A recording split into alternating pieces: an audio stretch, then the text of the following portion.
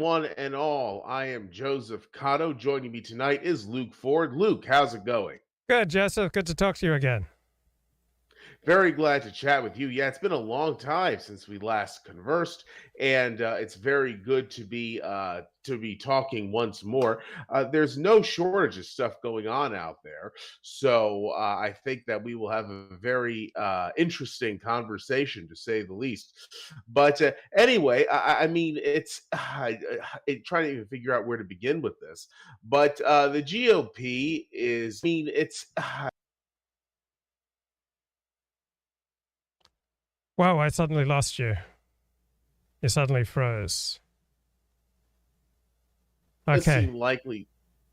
There, sorry, you were Uh, frozen there for 30 seconds, so Yeah, that happens. As okay. a matter of fact, it's just something to do with my computer. The internet connection is fine, but it's just sometimes that comes up. But anyway, the GOP seems to be doing, in case it wasn't heard before, what I was saying, not the greatest, but not the worst. And it has basically dealt with a lot of self-inflicted wounds in this election cycle. Bad candidates, obviously the abortion issue coming to the forefront, even though obviously economic issues now, it's safe to say, are of more importance to more voters than abortion related issues are.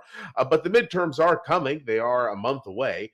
And the GOP, given how badly the country's doing economically and how unpopular the Biden administration is, the GOP certainly should be in more of a routing. It should be on course to rout the Democrats, whereas it seems to be on course to have a modest victory. Luke, anything to say starting out tonight? Yeah, I don't understand that the GOP doesn't make crime the number one focus, and just the dissolution of our cities under the just massive tidal wave of crime that's broken out since the summer of George, and then illegal immigration. It seems like those are two very solid vote winners, and inflation number three. But the GOP has chosen to make inflation the number one issue, and I think crime, that's my sense of things, that the country is spiraling out of control with this massive murder, rape, and rampage crisis that has spilled out into traffic fatalities, pedestrian deaths, all sorts of horrible statistics are spiraling upwards since the summer of George. I would think the GOP would make that their number one issue. You bring up the summer of George, and not to get too far into the past, but it is interesting because the George Floyd thing basically was like a religious sacrament. You saw people creating shrines to him, people engaging in vigils, doing all these things that people would do basically to venerate a persecuted saint. And the obviously violent nature of the summer of George can't be overlooked, but there was like a bizarre spiritual component to it as well for a lot of people on the left. It's like he became the patron saint of wokeism, which I do consider to be an organized religion, just not a supernatural one, even though it does bleed into organized supernatural religions in the United States, most notably Christianity, where every major Christian denomination has been captured by the woke folks to some degree. Luke, anyway, anything to say about this spiritual element of wokeism? Yeah, I think much of life is a spiral. I mean, you're either spiraling up or you're spiraling down. And so to be a liberal is to be perpetually distressed by ever new manifestations of ignorance and bigotry. And so once you take care of one manifestation of ignorance and bigotry by making it completely unacceptable to display publicly, then your job's not done. Now you need to move on to new manifestations of ignorance and bigotry. It's just an eternal cycle. Just like for conservatives, they have an eternal cycle of a fixation on disorder and contagion. So there will never be a point of order and purity where conservatives will say, we're good now. We can just go on with our lives. So I think we're all stuck in spirals. And so for conservatives, they always want an ever more ordered and purified society. And for the left, they always want to combat ignorance.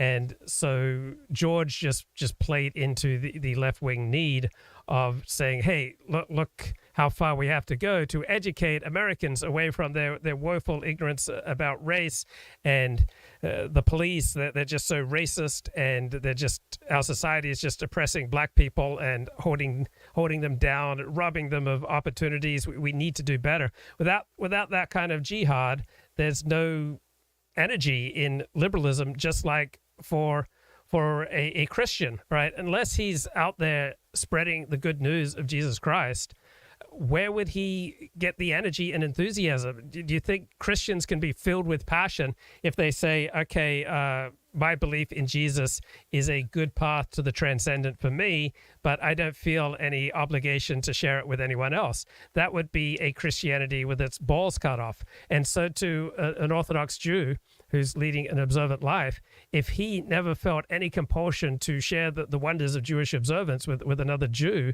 then he's practicing a type of Judaism with the balls cut off. So we all have this transcendental need for meaning, because at the back of our minds is always this great fear that we're insignificant. And so I stream, 5, 10, 20 hours a week to kind of help ward off my own feelings of insignificance, because I'm not married. I don't have kids. So I do my things to ward off a feeling of insignificance. People on the left do their things to ward off a feeling of insignificance. We're all standing here trying to ward off the feeling that our life doesn't matter. And so people get into various crusades or various causes, or they push themselves to absurd lengths to try to prove to themselves that their lives matter. It's interesting though, because with the Summer of George, the level to which people devoted themselves to his memory and to whatever cause they perceive as being based on his life, which was hardly a life worth emulating or championing, but whatever. To me, I did see a level of, it looks obviously like something that comes out of Christianity, being infused into these protests in favor of justice for Floyd, including organized chants, that sort of thing, people reciting verses as to what they believe, so on and so forth. I think that perhaps the Summer of George was a watershed moment, and that it marked the beginning of a new public religion.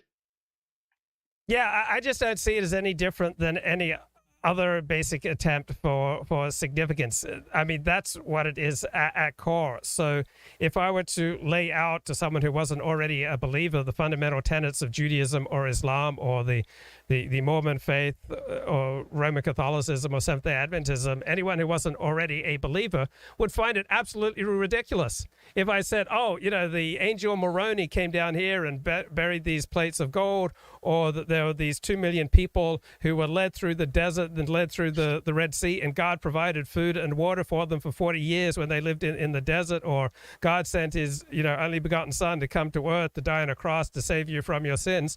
Anyone who doesn't already buy into that narrative would find it ridiculous. And so too, anyone who doesn't buy into the liberal narrative about how our great fight is against ignorance and bigotry is going to find these manifestations ridiculous. But every cause looks ridiculous to someone who's not a true believer. I don't think most people realize how much we depend on non-rational sources for our meaning.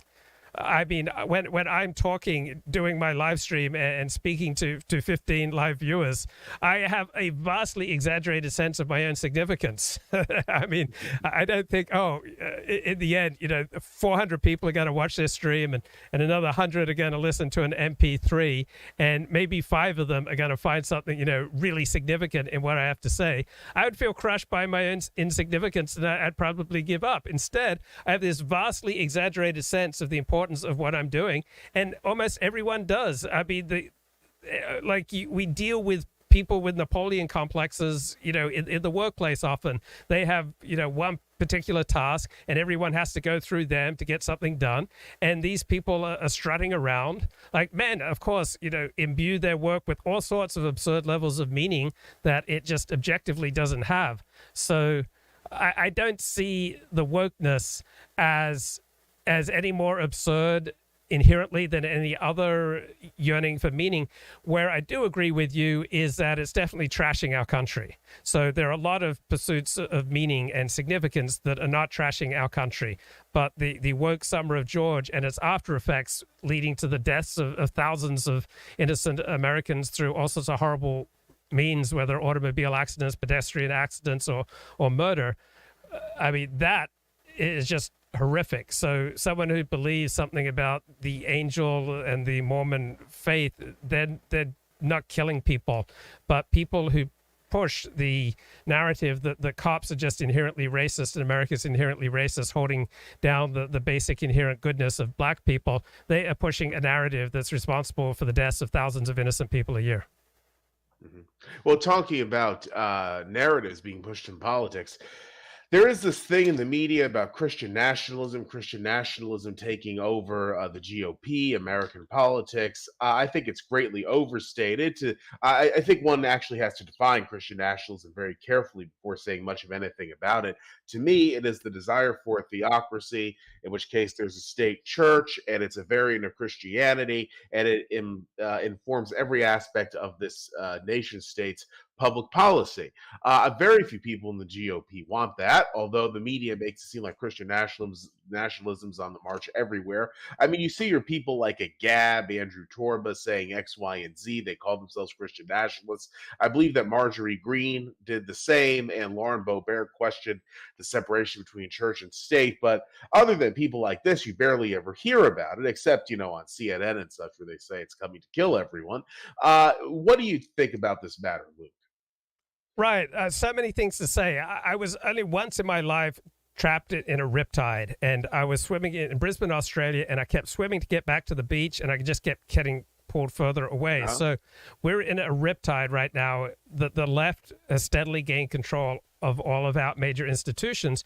So to try to preserve your way of life, you have to swim a lot harder than you would in 1950s America. So that's probably the first way that I understand Christian nationalism. It's an attempt by many ordinary Americans who 50 years ago would not have identified as Christian nationalists, but in these particular circumstances, that is the way they see is the best to try to preserve, something of their way of life. Like every living organism devotes itself to trying to reshape the environment around it so that it's most conducive for its own flourishing. That means sharks and beetles and ants and people and Christians and Jews. We're all trying to shape our environment so it's most conducive to our welfare. And so Christians who see a United States of America that now makes gay marriage the law of the land, where many of our elite institutions think the transsexual agenda is a wonderful thing, and that people who feel like they're a member of the opposite sex, that they can go get surgery. Like when you see that degree of degradation, when most of the coverage about monkeypox is we shouldn't stigmatize gays for participating in mass orgies with strangers. The right to participate in mass orgies with strangers is written in the Constitution, and we should be very careful about stigmatizing this kind of antisocial behavior. When you look at that, then you start trying to construct a lifeboat out of that. And so nationalism has many different components, and what people say they are frequently bears absolutely no resemblance to what they're really all about. So plenty of people who say they're a civic nationalist, they actually believe in a strong component of racial nationalism. They just simply recognize the cues and the incentives to not express that, so they just talk in terms of civic nationalism.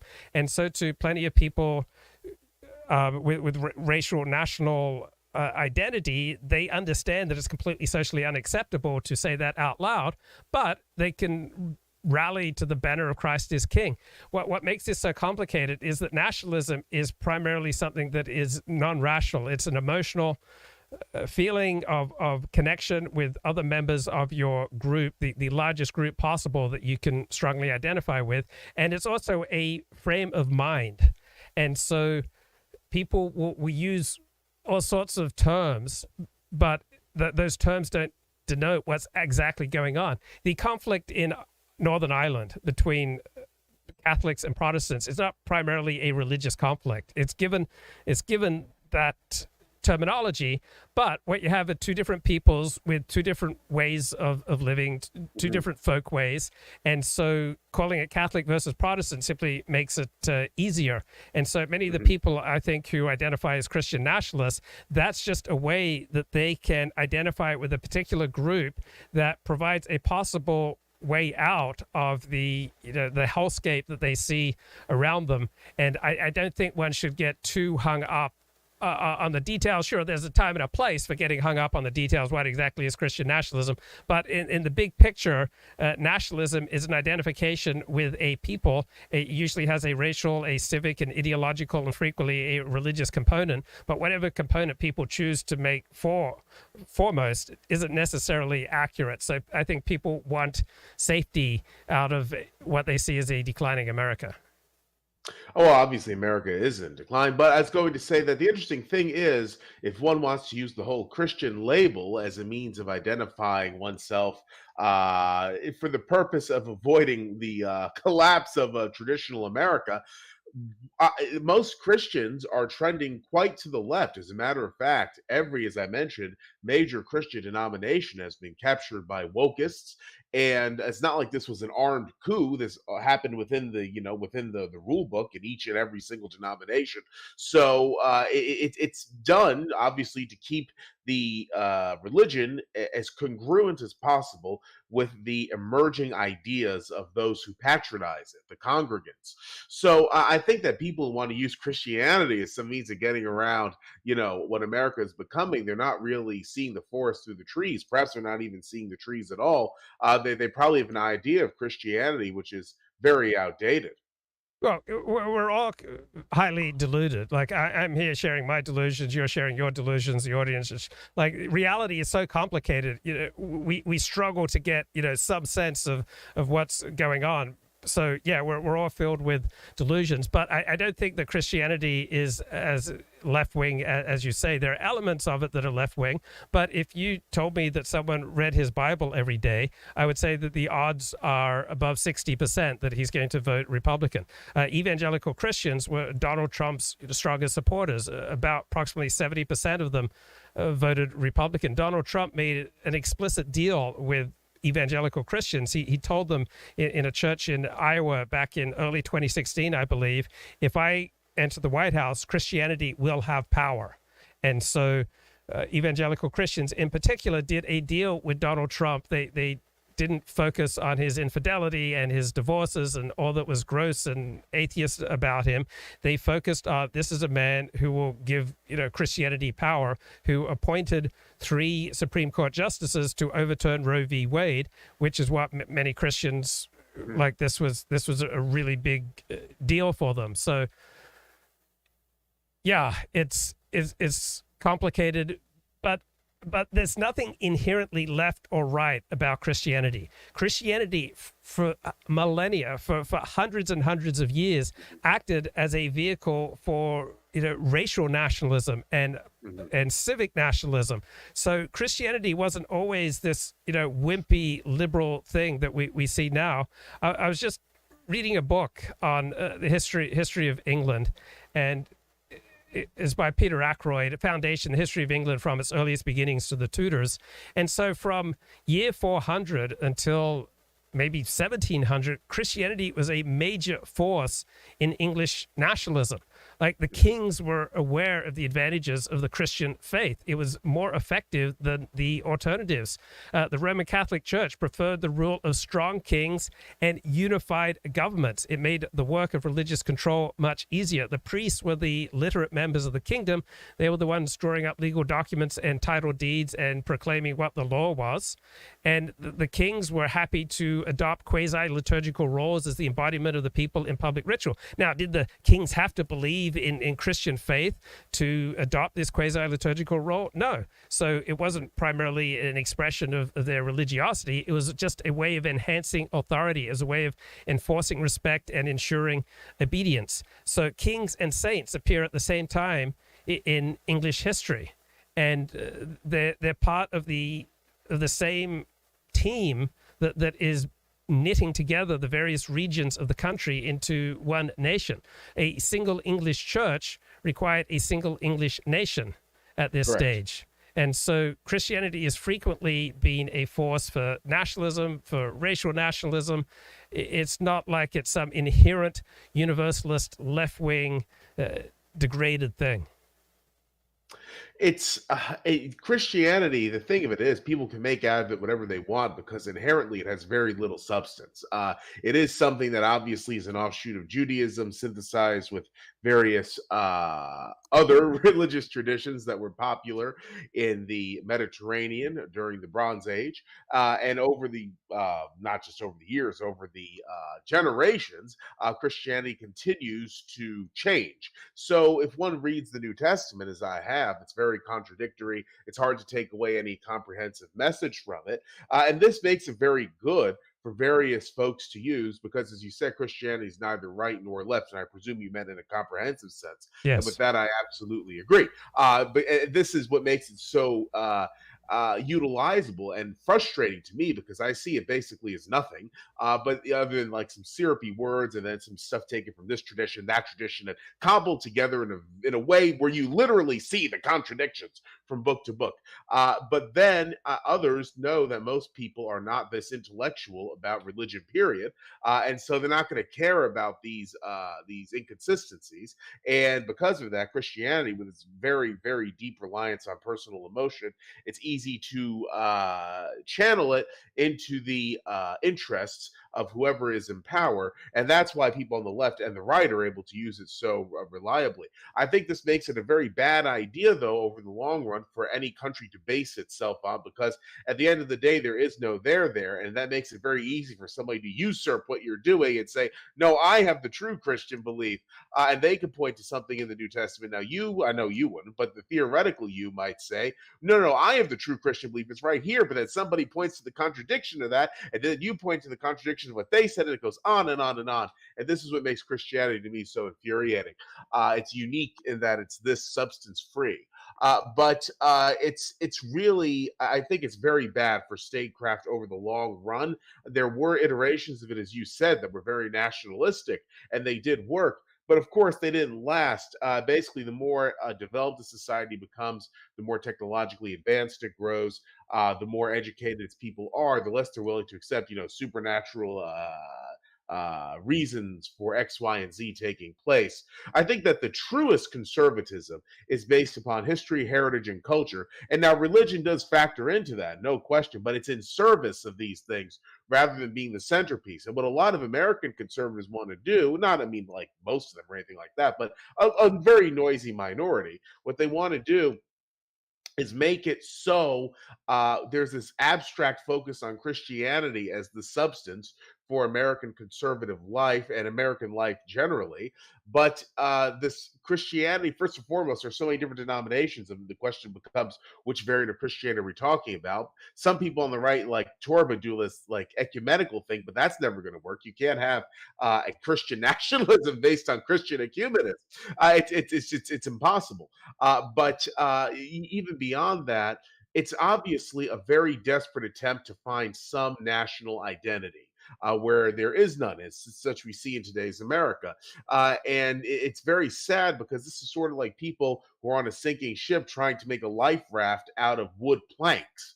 They could try, but it's not going to work. It's not the genuine article. The genuine article, in terms of legitimate conservatism, is history, heritage, and culture.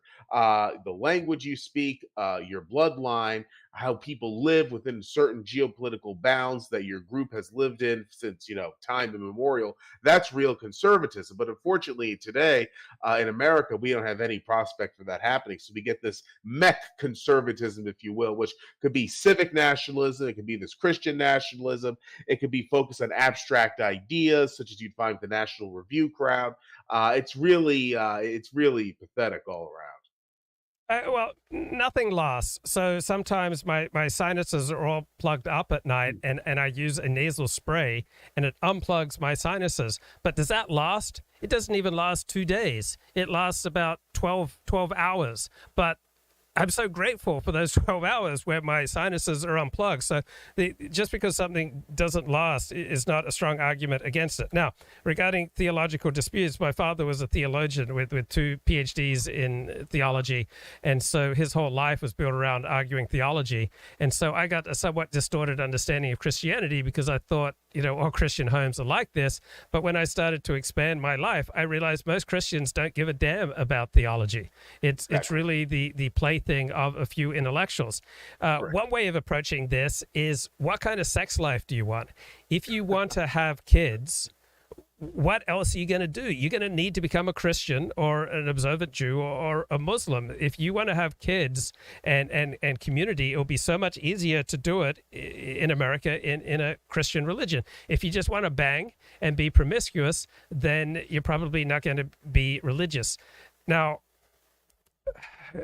I think that the left wing and right wing responses to life are genetically, I agree. written into us, because in some situations a left wing approach to life is more adaptive. So in some situations, welcoming strangers and egalitarianism and trying new ways of organizing people is more adaptive. And so those are the left-wing impulses that we've had for thousands of years. And then in other situations, a right-wing approach of distrusting strangers, an obsession with purity and order, and maintaining traditional ways of organizing people, that's more adaptive. So we need both of these.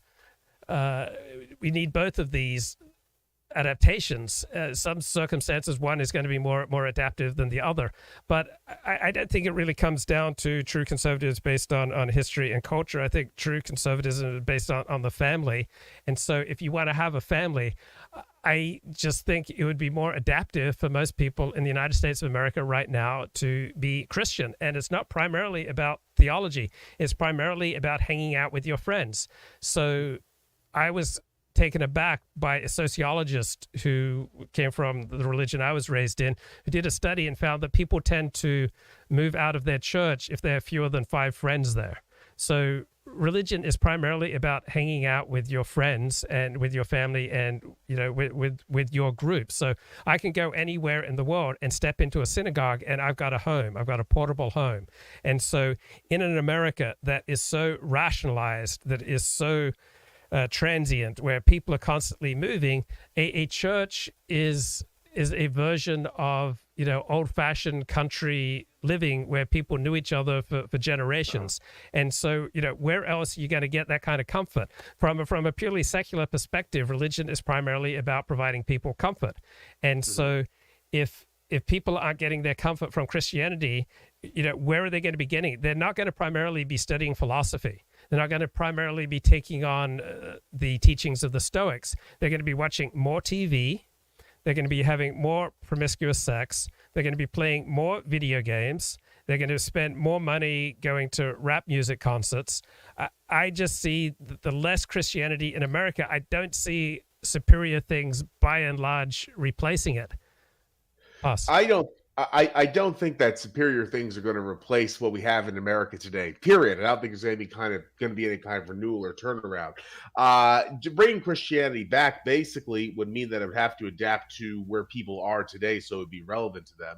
And that's where you get woke Christianity from, or a Christianity that's not woke, but sort of like Joel Osteen, where it's very emotional and highly subjective. And that really, it's. I'll put it to you this way. I mean, I've obviously been out of high school for quite a while now, but I'm not Catholic, obviously, but I did go to a Roman Catholic high school. And very few people, even back then, were believers at the end, at graduation. It was just something that they did, or if they weren't believers at all, which would be like me. And it's really that was back then. This was quite a while ago now. Today it has to be something like that, but on crack. So I don't think that bringing Christianity back into this social situation that I'm describing is going to save it.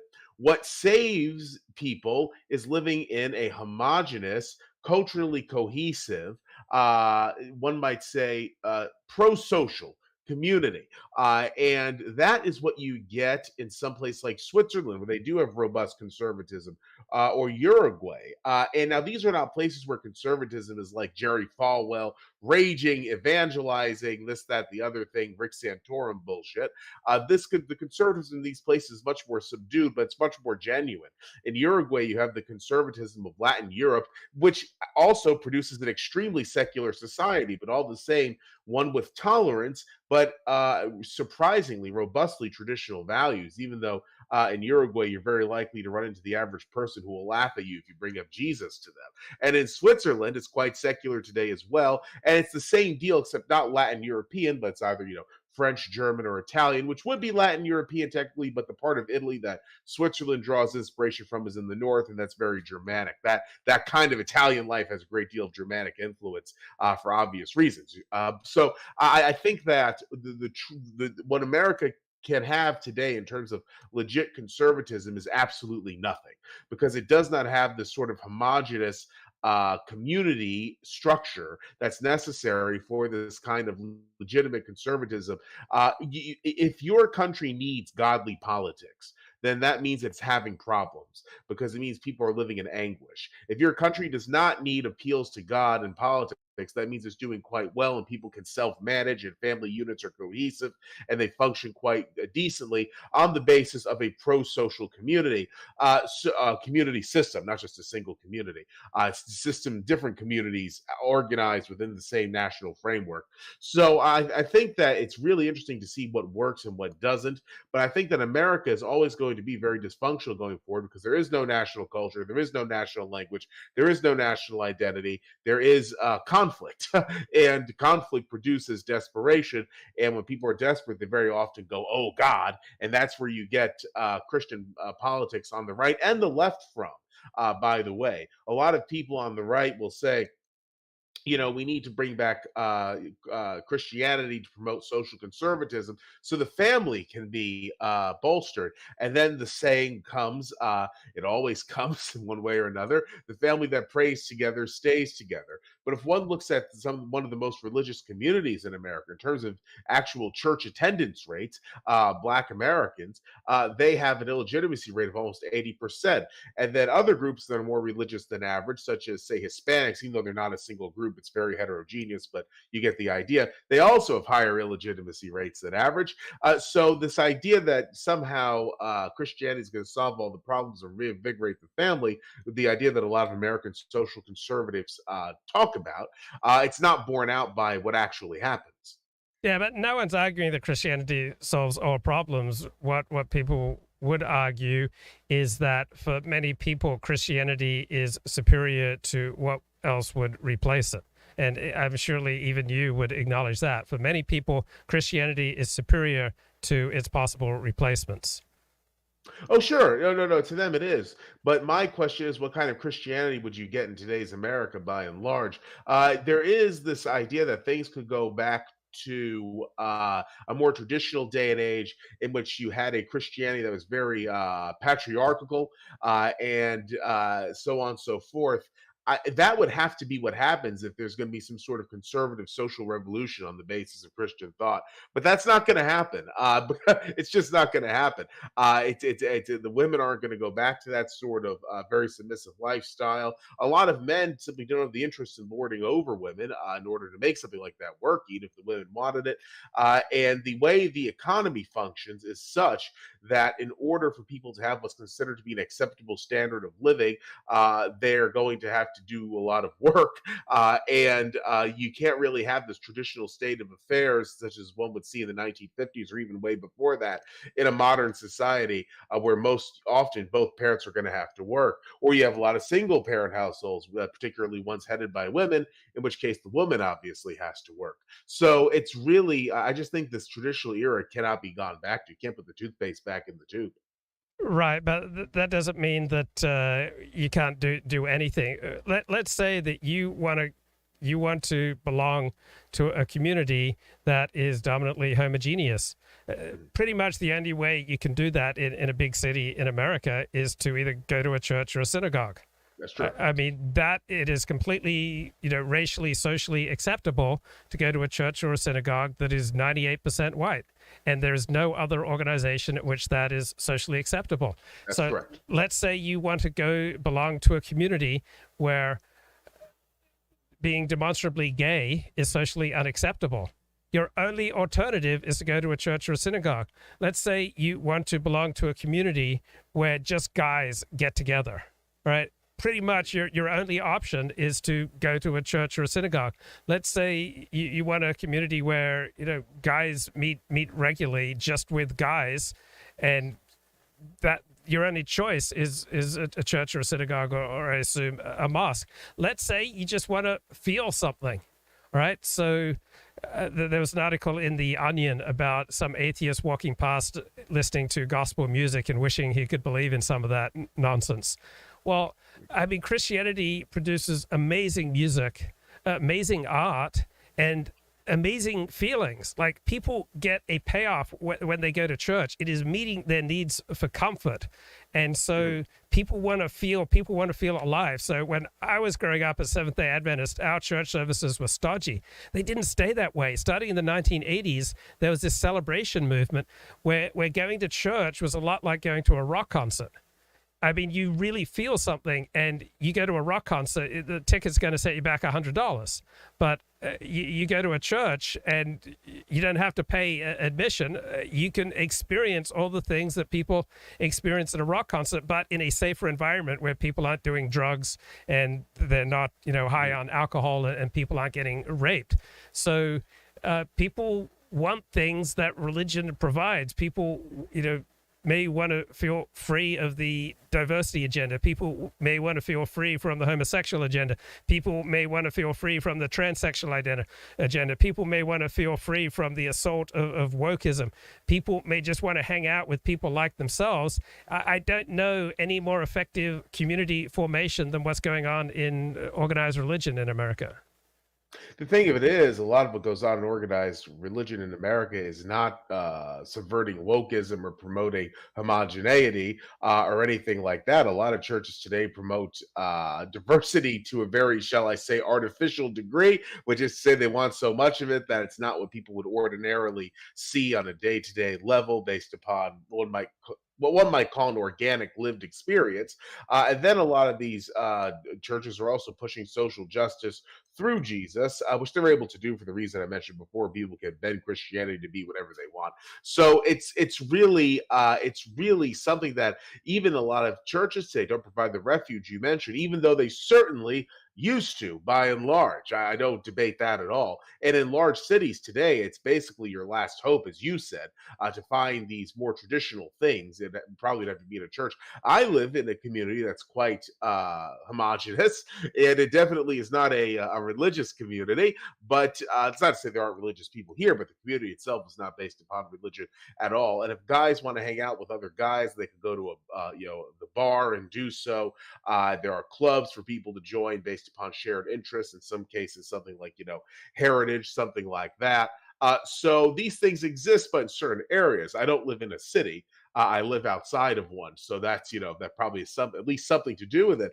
But there are still secular things that are available.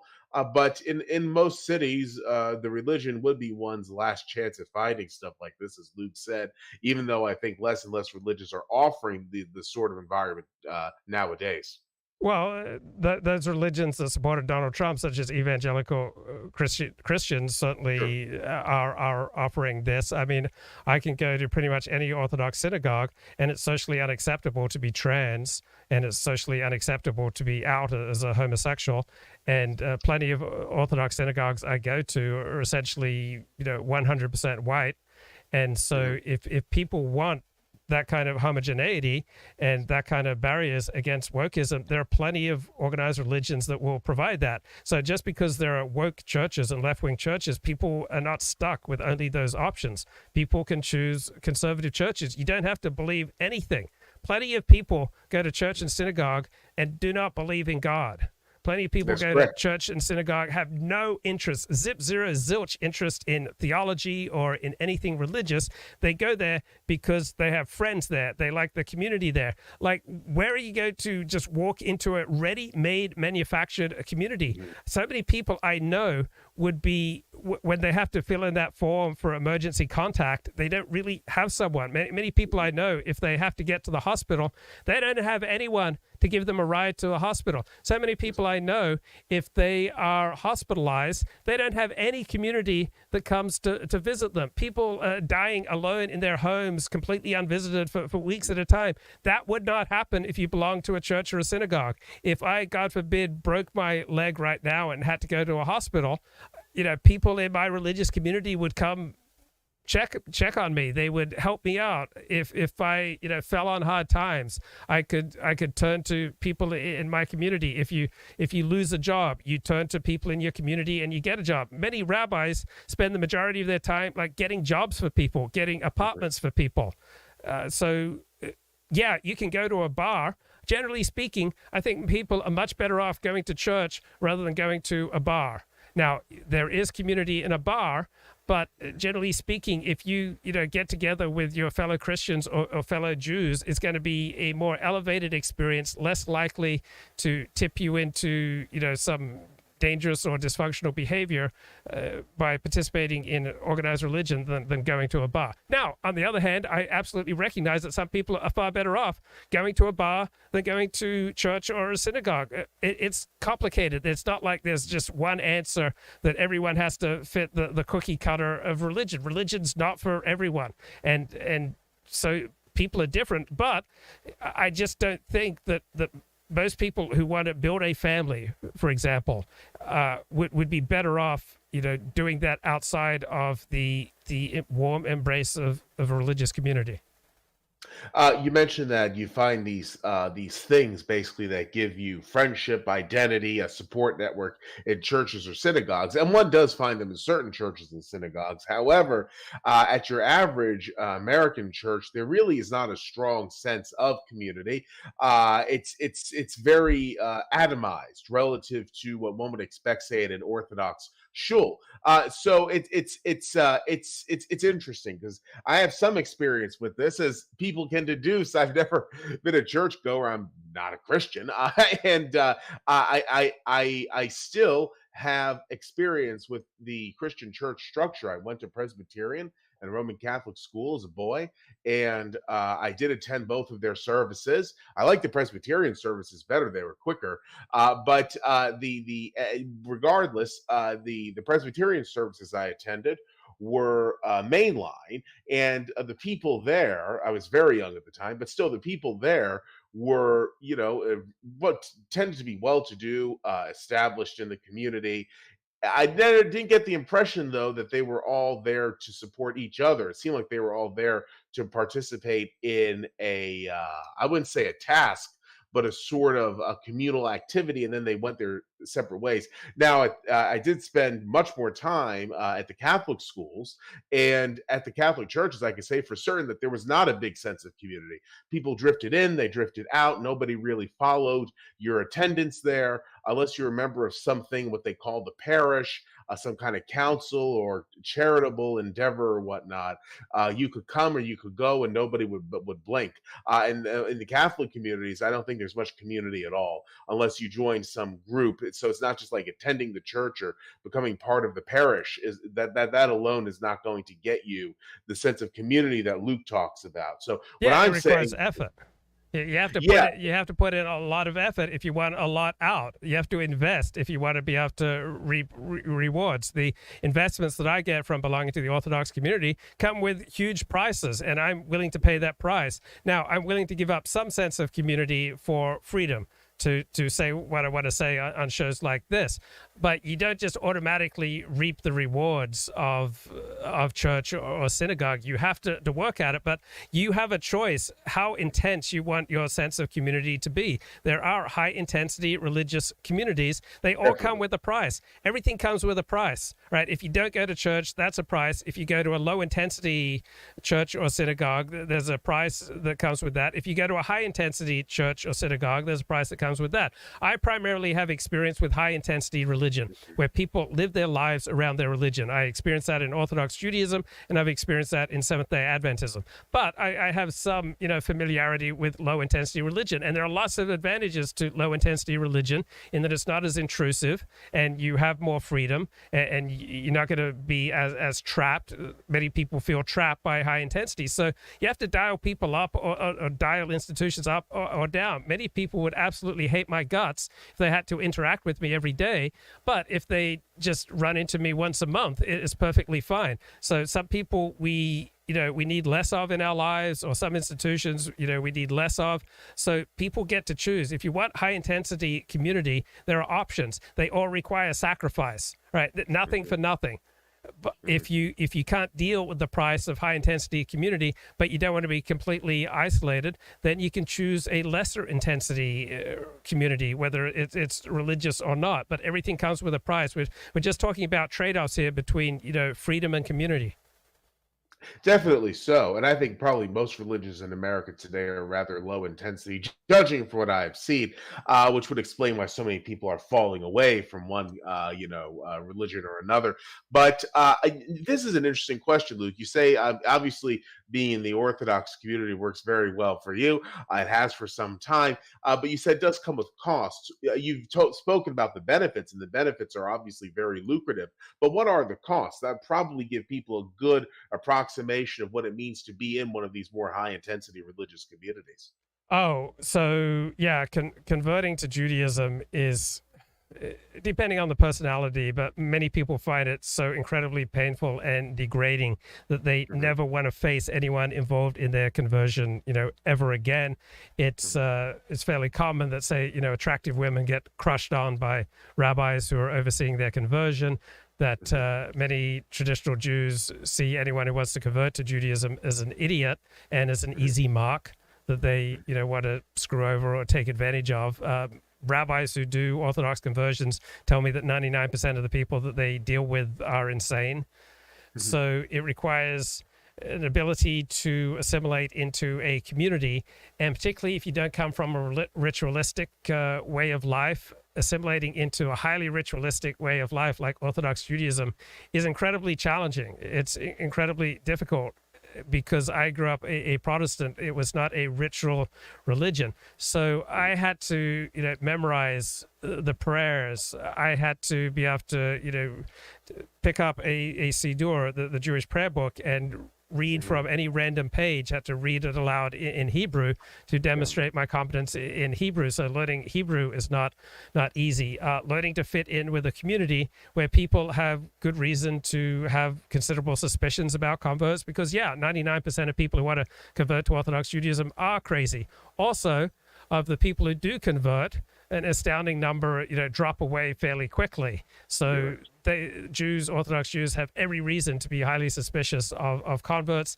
Then you need to live your life within the good graces of your community. And so whatever that entails, that's going to limit your freedom. So I've so assimilated to this that I'm probably not even thinking out loud. But I mean, some kids who grow up Orthodox, they go to a yeshiva, they may stay there at a yeshiva, and every night the rabbis come by and they rip the sheets off their bed to make sure they're not listening to non-Jewish music, right? That's obviously a huge price. They rip the sheets off their bed to make sure that they're still wearing their fringes, their seat. Other rabbis who teach in yeshivas have been pretty free at smacking kids around, beating kids. There was a New York Times expose on Hasidic schools, this major Hasidic school where 100% of the students, the graduates of this school, failed the New York State test in English and math. And so there's an in-group identity with Orthodox Judaism. So there's a dual moral code. There's a more relaxed moral code for how you treat outsiders, and a much more demanding moral code for how you treat members of your group. It's highly competitive. Like, everyone seems to know your business. And so whether you're going up or down in life, people know, and you very quickly learn, where you stand. And so the competitive nature of Jewish life, it's a very expensive way of life. and there are just so many ways to look like an idiot because there are just hundreds of rituals and customs. You're just constantly in danger of being playing the fool. My God. So yeah, it's very challenging. Certainly, yes. And just so people know about, how different Orthodox Judaism is from perhaps a more familiar form of Judaism. I'm a Jewish humanist. Luke is an Orthodox Jew. We actually are at polar opposite ends of the Jewish spectrum. So me listening to this, I obviously know about what he's saying, not through personal experience, but through what I've heard from others. And it is it is a unique experience in the Orthodox community. It's sort of like, I suppose, to compare to something that Christians or people from a Christian or predominantly Christian background might find relatable. Having someone who is a how do I put this? Like ultra devout Orthodox Christian, that would be the analog of Luke, and then the analog of me would be something like a Unitarian Universalist. So it's really the Unitarian Universalists aren't even technically Christian today, but some of them are. The denomination actually allows Jews, Christians, anyone who's on the search for spiritual truth. It's a very unregimented, but unfortunately, it's been captured by the woke folks. So it actually has become very regimented. I'm sorry to say. But anyway, so that just goes to show the sort of religious diversity at hand here. But it's fascinating to hear all of this for a host of reasons. I think that I really do think that when it comes to the United States, the right, it does not have a great future because the American right has no coherent vision. And as the Hebrew Bible says, where there is no vision, the people perish. So I think that America, it's hard to have any kind of vision for it today on the basis of some sort of tradition amongst its people, because there are so many parallel societies in today's America that, like I said, there's no common American identity nowadays. And the left succeeds, I would say, because it's constantly driving for change, and the people who want this change are ideologically committed to it, so much so that it basically defines who they are as people. Their identity is based upon their politics, and you can't really. So for them, there's nothing that's apolitical. Everything is political. That's definitely something that is a sharp dividing line between the left and the right in the U.S. The right tends not to be as political as the left, and the left has political fanatics who are devoted to their activism basically at any cost. Yeah, so I don't think vision's nearly important, as you say. I think right or left-wing political orientations are, evolutionary adaptations to changing circumstances. So people have instincts. They don't need a political philosophy. I love political philosophy, but people don't need a political philosophy. People just have an instinct. For example, if they see, dog feces on the sidewalk, the more that bothers them, the more likely they are to be right-wing. The more that their room is kept neat and tidy, the more likely they are to be right wing. The more people eat out at different restaurants and are open to trying new foods, the more likely they are left wing. So we just have these adaptations to circumstances which are constantly changing. So I mean, none of us realized that COVID was coming. We may very well be on the edge of a nuclear exchange with Russia, which would make everything else we're talking about, kind of irrelevant. And I do think there is American identity. It's not as clear as it was, say, 60 years ago, but there's a terrific teaching company course called American Identity. And from the time of the American Revolution, prior to the American Revolution, Americans have had a self-consciousness. They think of their nation as representing something unique in the history of the world.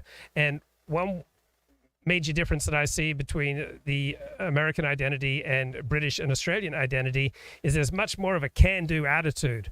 Are you an American can or an American can't? So when I watch British and Australian drama, there's much more of a sense of fatalism.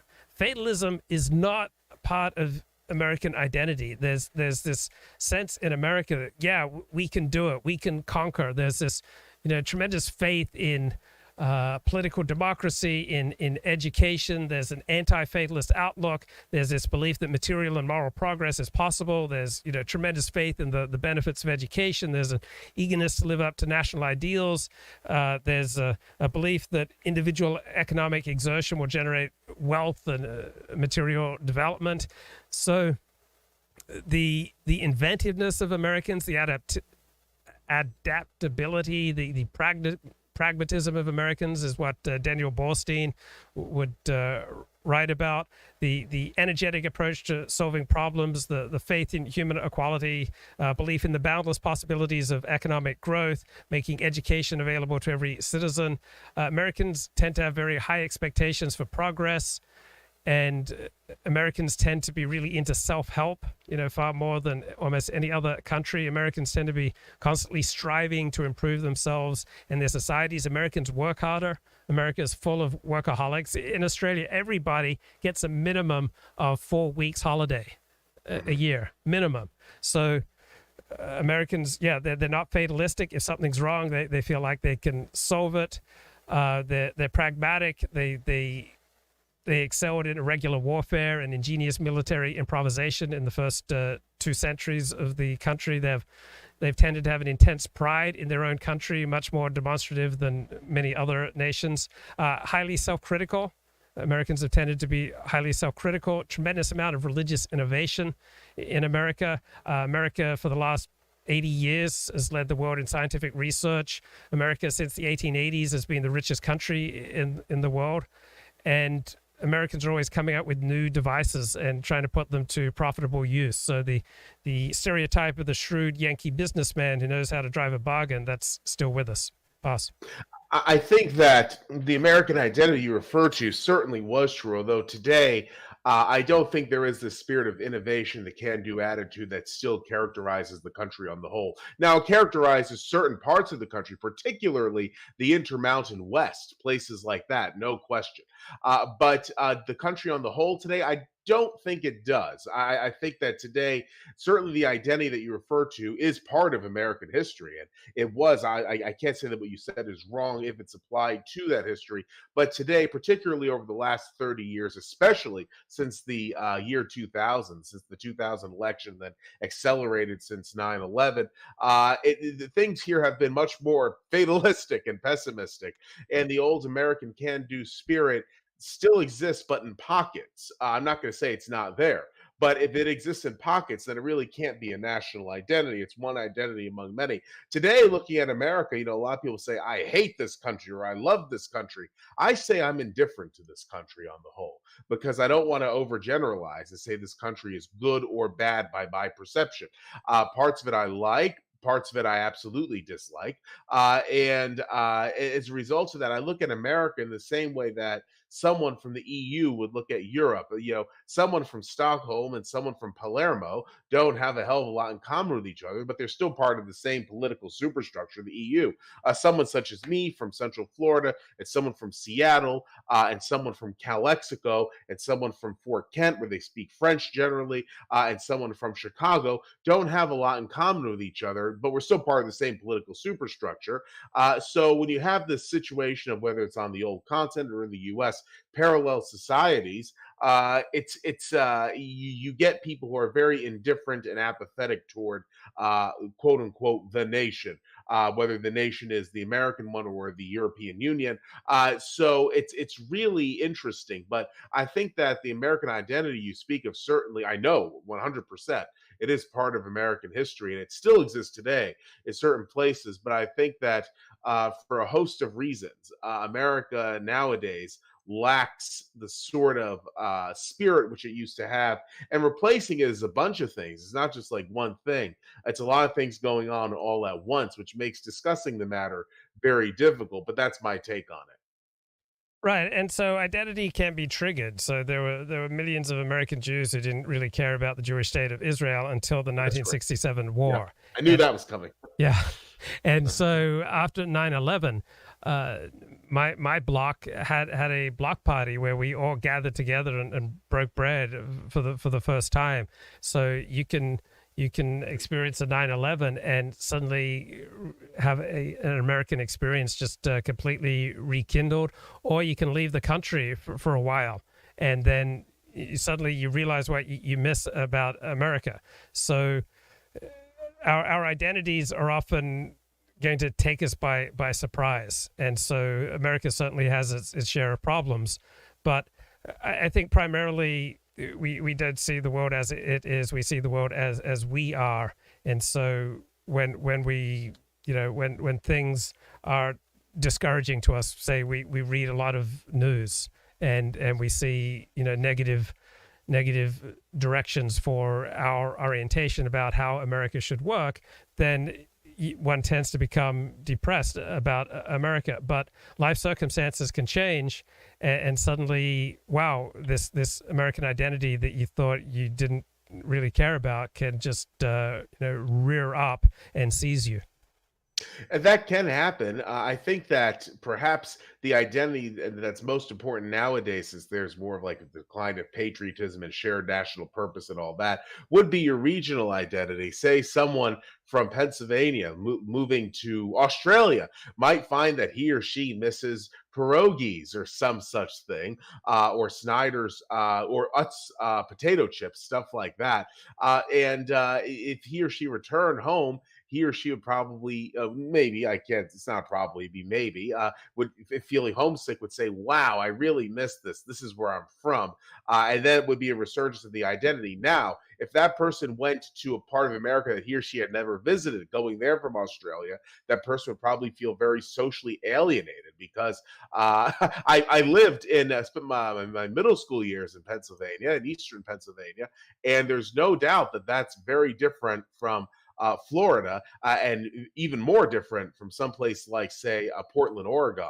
So I think that this thing with America today is that it's so many different things all at once, and that creates confusion. It also creates conflict. And what I really find interesting is how ascendant the left has been over the last 10 years. I mean, it really has just like had this explosion of public support, particularly among the young, to an extent that was not previously seen. Any thoughts on that, Luke?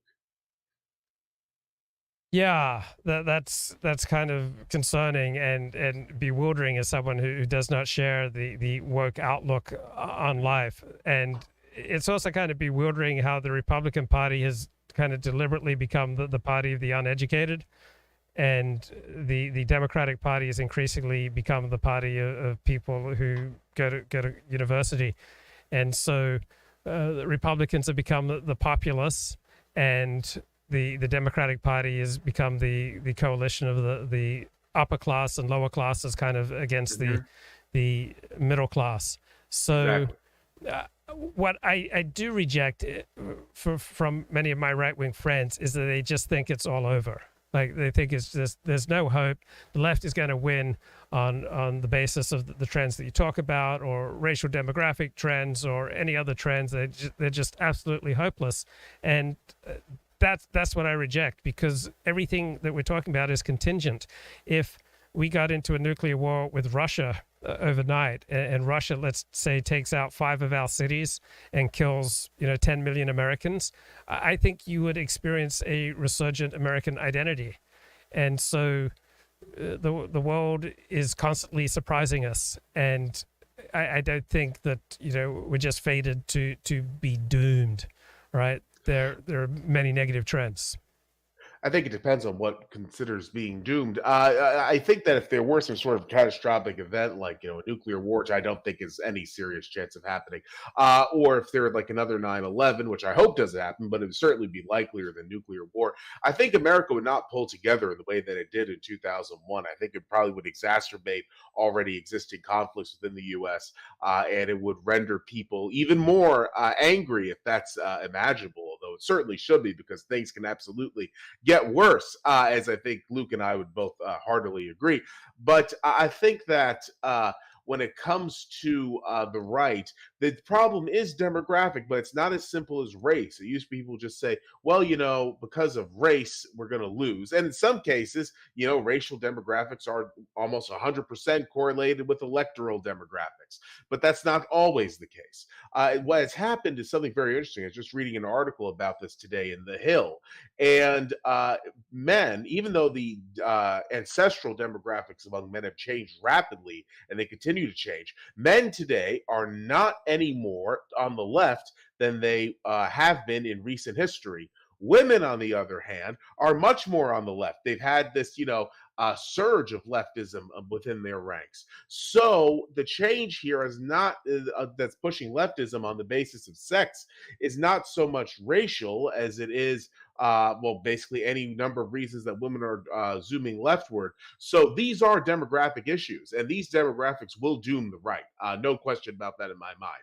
But it's not something like saying, oh, this race is going to have such and such a number, so the right's going to be non-viable in elections. This demographic situation I'm talking about right now, this specific case, is one of a sex, about half of the human species in the US, marching rapidly toward the left with no end in sight and only seemingly likely increases on the horizon. I believe only that 50, I mean, there are many different reasons, but probably the most striking one is that only 50 some odd percent of young women today identify as being attracted exclusively to men. So they're certainly adopting this sexual identity thing, which is leading them to the left. But it's not just that; it's also getting quote unquote educated at university. It's them believing that somehow men are holding them back from being all they can be, even though many top institutions in today's society are run by women. So it's really complicated. But in terms of demographics that I'm talking about here, that absolutely is dooming for the right. That's doomsday, because there's no way that the GOP can function in a society that continues in this direction.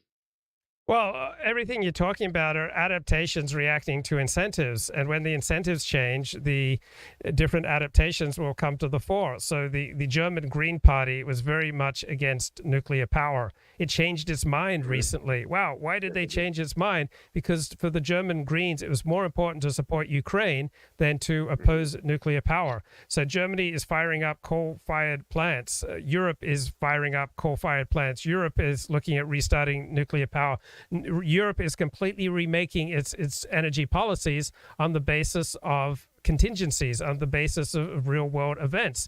Women, like men, respond to incentives. So we've developed in America where to be cool among professional circles, dentists, accountants, doctors, lawyers, is to be on the left. Entertainment industry is dominated by the left. Academia is dominated by the left. Who's a more compelling speaker? Barack Obama or Mitt Romney or John McCain. Like Barack Obama was certainly cooler. So for many of the people you're talking about, it's simply they are incentivized to identify with the left. But now you're getting the rise, extreme transsexual movement, where you're having doctors saying this is a great moneymaker, because once you start doing these transsexual surgeries, people have to come back for repeat visits. Absolutely. And so there are plenty of people who are on the left who are appalled by this development. Other people are appalled by critical race theory indoctrination of kids, and they're pulling their kids out of left-wing schools and sending them somewhere else. So as circumstances change, when life becomes more serious, right? When life becomes more serious, people become more right-wing. So when you have good times, people become degenerate. But if the good times go, then people will adapt to that changing reality by shifting to the right. So if we have some major economic downturn, if we get into some very nasty war, if life becomes much tougher, people will shift to the right. Then you had the governor in Virginia. He ran a very smart campaign, and he won Virginia. The Republican governor, people didn't think that Republicans could win Virginia anymore. Jair Bolsonaro won the election in Brazil. He was written off in this latest election, and he did surprisingly well. Republicans won more House seats in 2020, even though the polls showed that they were going to get absolutely swamped. The Tories have had power in Britain for 12 years. The Conservative Party in Australia was in power for approximately the same amount of time.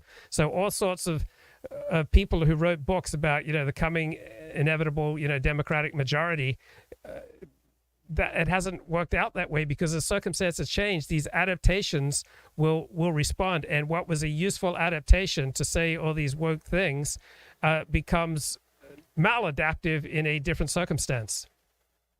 And now we're going to get to Streamlabs from S.H. Redstein, Luke has interviewed some very controversial guests. What does he think of Kevin McDonald and the culture of critique? Oh, I really enjoy Kevin McDonald. I really enjoy the challenge of Kevin McDonald. Now, if you were to say compare the Kaufner's critique with Kevin McDonald's work, I think Nathan Kaufner's critique is much stronger. But I'm really glad for the Kevin McDonald challenge. Like, I didn't really think about the points that he made, and so I'm really glad for that challenge. And he presents things in a way that is easy for me to engage in. It's not like, oh, let's kill all these people. And no, he presents things in an academic manner. He fashions an argument. He cites sources. And now Kaufness will argue that sometimes he misreads sources or distorts sources. But I really enjoyed all my conversations with Kevin. I enjoyed reading Kevin's books and his articles. I enjoyed the challenge. It's like playing tennis for me. Some people like to play tennis. I like to play tennis over YouTube, where someone swats an idea to me and then I swat it back. If someone wasn't smashing the ball back at me, then it would be boring. So I'm glad for the Kevin McDonald challenge. I identify with his, kind of lonely pursuit of what he regards as truth. I admire his courage, even though I agree with many of the Nathan Kaufner's critiques of his work. And from Clemens Wenzel, what do you think of Candace Owens? Is she really more than an attention seeker? By the way, I'm glad you haven't been affected too hard by Hurricane Ian, Joseph. Thank you very much, Clemens. Where I live did not get much of an impact, but unfortunately, areas to the south of me did, particularly Southwest Florida, where the impact was and is catastrophic. It's not like it just went away after the hurricane left, obviously, but it's really terrible happened there. But I'm glad I didn't have any issues here. But during the hurricane, I was actually out of the country. The hurricane prevented my return to the country by 3 nights, but I was in the Caribbean, so I was having a very nice time all the same. I really like the Caribbean Sea. My family has my fam for those people don't know, but my father's side of the family is from the Caribbean. So the Caribbean Sea to me feels like home. It really does. And a big part of the reason I'm so attached to Florida is because it's so similar to my ancestral homeland. Typically, when I tell people that I'm of West Indian background, they often say, "But you don't look black at all." And there is a reason for that. Not everybody from the West Indies is black. And I guess I do enjoy shattering the stereotype. Anyhow, though, talking about Candace Owens, I do think she is an attention seeker, but I do think she's very intelligent. She actually is of West Indian background as well, and she is someone who I think wants to generate controversy, but at the same time, she does so in a fashion that is rather intellectual. I think she is very much a product of this day and age where you have these media sensationalists who say X, Y, and Z, and they don't think about much more than getting publicity for themselves. But I do think she has more intelligence than a lot of people who do this. So yeah, I'd say she's more than an attention seeker. Do I think she believes in what she says? Generally, I think I'll put it that way. Luke, anything to say about what Clemens brought up? Yeah, I think that Candace Owens reacts to incentives just like everyone else. She can be the queen of the right by taking these right-wing positions. I think she's more than an attention seeker. She does some incredibly brave work. I think she's in the top 1% of black pundits, of which I'm aware. I mean, it's not fair to judge her against, say, a university professor. She's in the punditry game, and pundits make their living and rise or fall in influence by dishing out to people what they want to hear. So given the constraints of the genre in which she works in, I think she often does extraordinarily good work. Now, I think she's absolutely nuts on some things, but there's no essential Candace Owens, just like there's no essential Joseph Cotto, and there's no essential Luke Ford. In some things, I am, the slimiest, most dishonest, disagreeable, disgusting person you'll ever meet. In other things, I'm honest and forthright and courageous. In other things, I'm absolutely cowardly. Nobody is honest in all things. Nobody is strong in all things. Nobody is courageous in all things. It's all situational. So it's not like there's an essential self. It's not like, oh, if you know someone's black, then you know who they are, or if you know someone's Jewish, then you know who they are, or if you know that someone is like a truth seeker, then you know who they are. The left is right in criticizing like racial determinism, that if someone is of this race, therefore they must be X, Y, Z. But the same thing is true for all sorts of other traits. So just because someone sucked a cock, one day in prison doesn't mean he's a cocksucker. Just because someone is like an attention getter in one aspect of their life, in interpersonal relations, they may not be that way. Someone may be the life of the party in one instance and be incredibly quiet and introspective in another instance. People who are faithful to their spouses, frequently cheat in business. Preachers who give a great sermon are, often stealing money.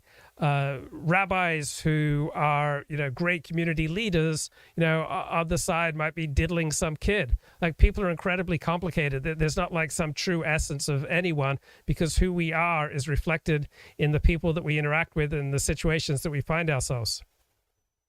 Of course, there is a genetic basis to who we are, and genetics and inform, I think it's safe to say, our personality generally, but there are environmental factors which also make us who we are. So I would say who we are as individuals is a mixture of nature and nurture.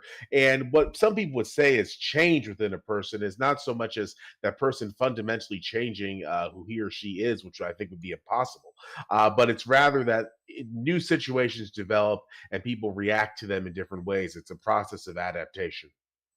Well, I mean, let's say attention seeker. So all the people you might use the phrase attention seeker on, there'd be all sorts of situations where they would not seek attention.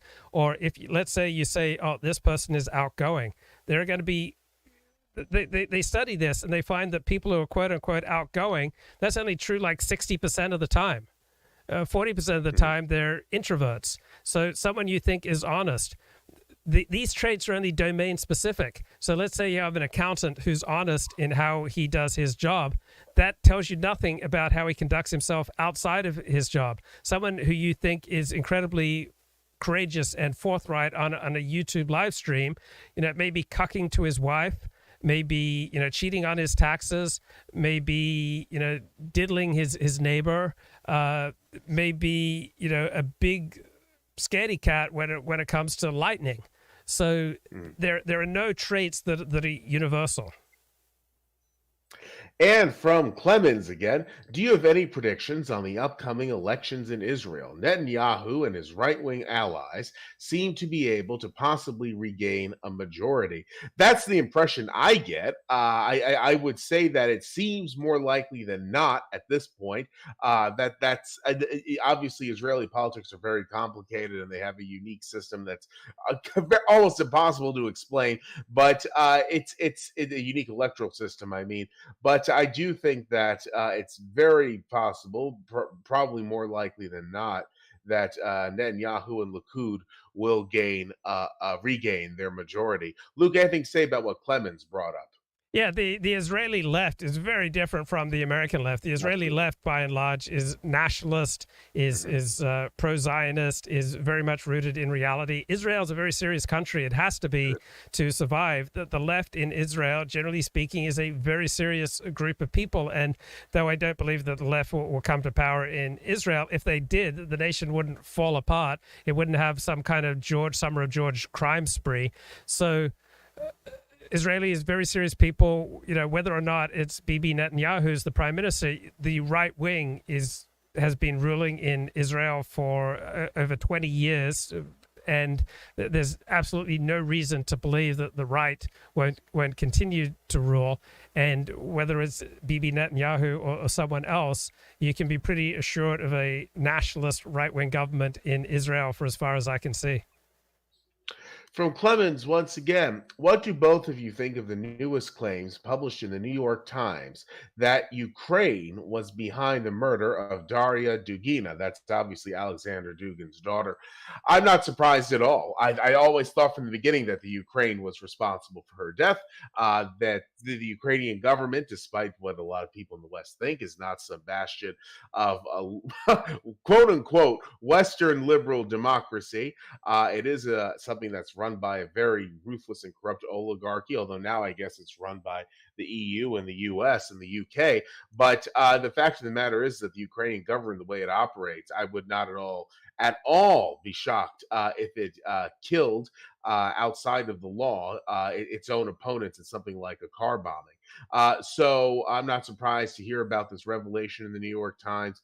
I thought from the beginning that Kiev was responsible for the death of Daria Dugina. I think it's probably safe to say that they were intending to kill her father, and she just was caught in the wrong place at the wrong time. Luke, anything to say about what Clemens brought up? Yeah, absolutely shocked because I just thought Ukrainians were just like the sweetest, nicest, kindest people ever. To imagine that they would conduct an assassination on Russian soil, you could knock me over with a yarmulke. I think what's interesting, Steve Saylor made this point that the deep state released this information because what they're really talking about is the Nord Stream pipeline. So, yeah, I mean, I'm sure it makes sense that Ukraine assassinated Daria Dugina, but what's primarily on their mind is the Ukrainian interference with the Nord Stream pipeline. And even though the West is by and large united behind Ukraine, they don't want them leading into World War III. So there's plenty of concern among powerful people in the United States and Europe that Ukraine stays in line. Mm-hmm. And from Clemens, once more, have you heard of the newest LARP called MAGA communism? Yes, I have. It's sort of like a nationalistic form of Bolshevism, insofar as I could tell. There is a voice for it online. I have more respect for these people than I have for the woke left, infinitely more respect. It kind of reminds me of East Germany a lot, because in East Germany, you had a fundamentally conservative on social issues, communist government. And the MAGA communists remind me that the thing of it is that you can't really do East German socially conservative communism in the US of today, because East German socially conservative communism was meant to conserve Prussian identity. And today, as I said, America has no common culture, no common identity, no common language from my point of view. So it's really. But I have heard of this MAGA communism, and it is a lark for some people, but I think some people actually do take it seriously, but I don't think it has a great future of any kind. Luke, anything to say about what Clemens brought up? Yeah, nationalism is not inherently right wing or left wing. You could have, a nationalist communist state or a nationalist free market state or everything in between, just like there's no inherent left or right wing uh, tendency to Christianity or to Judaism or to nationalism. And from, let's see here, Wojak Woes. How's it going, Wojak? Gentlemen, why do Jews and Muslims have a spine, but Christians have this spineless niceness to them? What makes Christianity so weak compared to the other two? I think praying for Jesus, rapture, and Trump is just a coping cowardly. Your thoughts? I 100% agree that praying for Jesus, rapture, and Trump is a coping cowardly. It's not surprising, though, because as I was saying before, when one gets to the point of talking about God and politics in one's country, it's an act of despair. And in America, Christianity tends to be the doctrine of choice as a means of alleviating one's despair. But as I also said, I don't think that's a good idea given what's in Christianity, what it espouses. I think that Christianity, now, obviously, a lot of Jews in the U.S. are on the left, but there are a lot also who are not. And Judaism inherently is a much stronger religion than Christianity is, as is Islam, although I think Islam is strong in some very, very, very counterproductive ways. I'm not a fan of Islamic strength. I much prefer the Judaic strength, which is basically blood and soil, history, heritage, and culture nationalism. Christian strength is different. It's more universalistic. It's more imperialistic, dare I say, and it's much more self-contradictory than anything in Judaism or Islam. But I think that the question fundamentally of why Judaism and Islam have this spine that Christianity lacks is not one easily answered. If I had to guess, I would say it's because that Christianity was formed as a means of controlling people in ancient Israel without them actually having any societal change as a result of their actions. It was meant to get people focused on the next life as opposed to this life. And I think that's what really causes the spinelessness more than anything else. Luke, anything to say about Wojak's very good question? Yeah, I don't think spine or spinelessness is inherent to Christianity or to Judaism or Islam. They all manifest very differently in different circumstances. So, in certain situations, a lot of Christianity will be spineless, but in other situations, it will be quite muscular. That 70% plus of evangelical Christians supported Donald Trump, who's the most, anti-Christian person you can imagine in his lifestyle, shows that a large number of Christians are incredibly pragmatic and they want power. And if that means supporting someone like Donald Trump, they throw in and do it. So there are very strong parts of Christianity still kicking around. And for example, the Supreme Court invalidated Roe v. Wade. So I mean, that is muscular Christianity, whether you like it or not. You will now have all these states where they are influenced by Christianity ruling abortion illegal. I don't think there's anything like that in the Western world. That's muscular Christianity saying you may not do this. So if you think that Christians lack spine, well, keep watching what the U.S. Supreme Court does. There's no inherent reason that the U.S. Supreme Court will not invalidate gay marriage. There's no inherent reason that the U.S. Supreme Court won't invalidate sodomy restrictions, the restrictions against having sodomy laws. It's possible that what if the U.S. Supreme Court, ruled birth control illegal?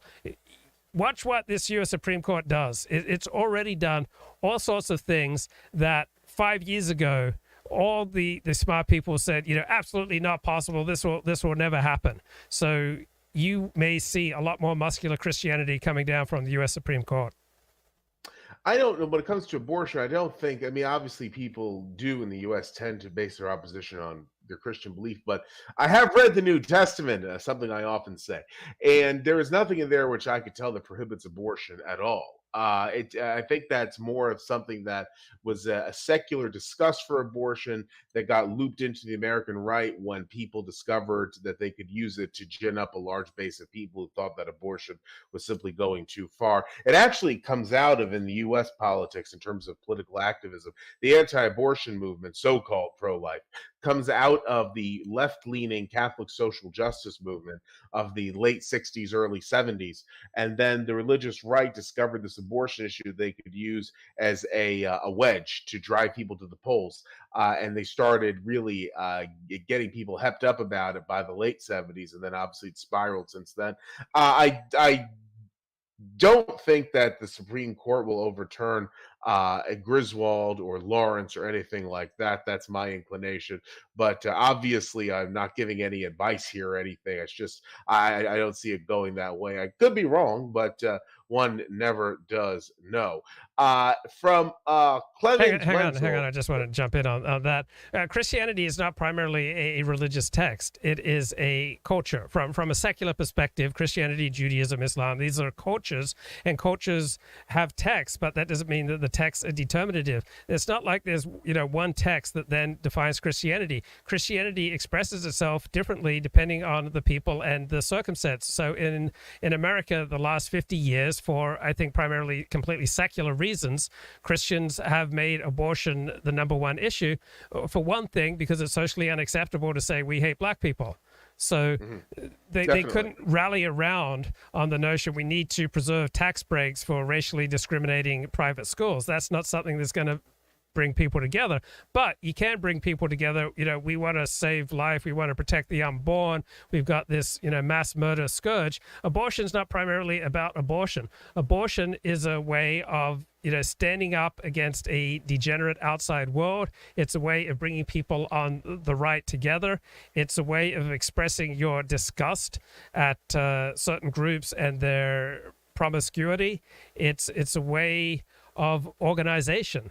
And so organization does not depend upon telling the truth. For example, this is a topic I wanted to discuss, but after January 6th, it looked as though Republicans overwhelmingly were going to reject Donald Trump, Republican politicians. Instead, virtually all Republicans have fallen in behind Trump's perspective that the 2020 election was stolen. Now, is it on the basis of evidence and truth? No. They got a sophisticated reinterpretation of Trump's claims, which made the point that voting regulations were changed and not by legislatures prior to the 2020 election. So they found a sophisticated, tenable way of falling in behind Trump's line, which unites people on the right. And it has absolutely nothing to do with the empirical truth of what they're saying, just like the power of Christianity or Judaism or some yoga cult does not depend upon the empirical truth of what they state their tenets are. So saying that you're opposed to abortion is a much nicer way of saying I hate black people. I don't think it's quite that. The thing of it is this: I have been called a racist, not so much by people on the woke left, but by hardcore "quote unquote" pro-lifers.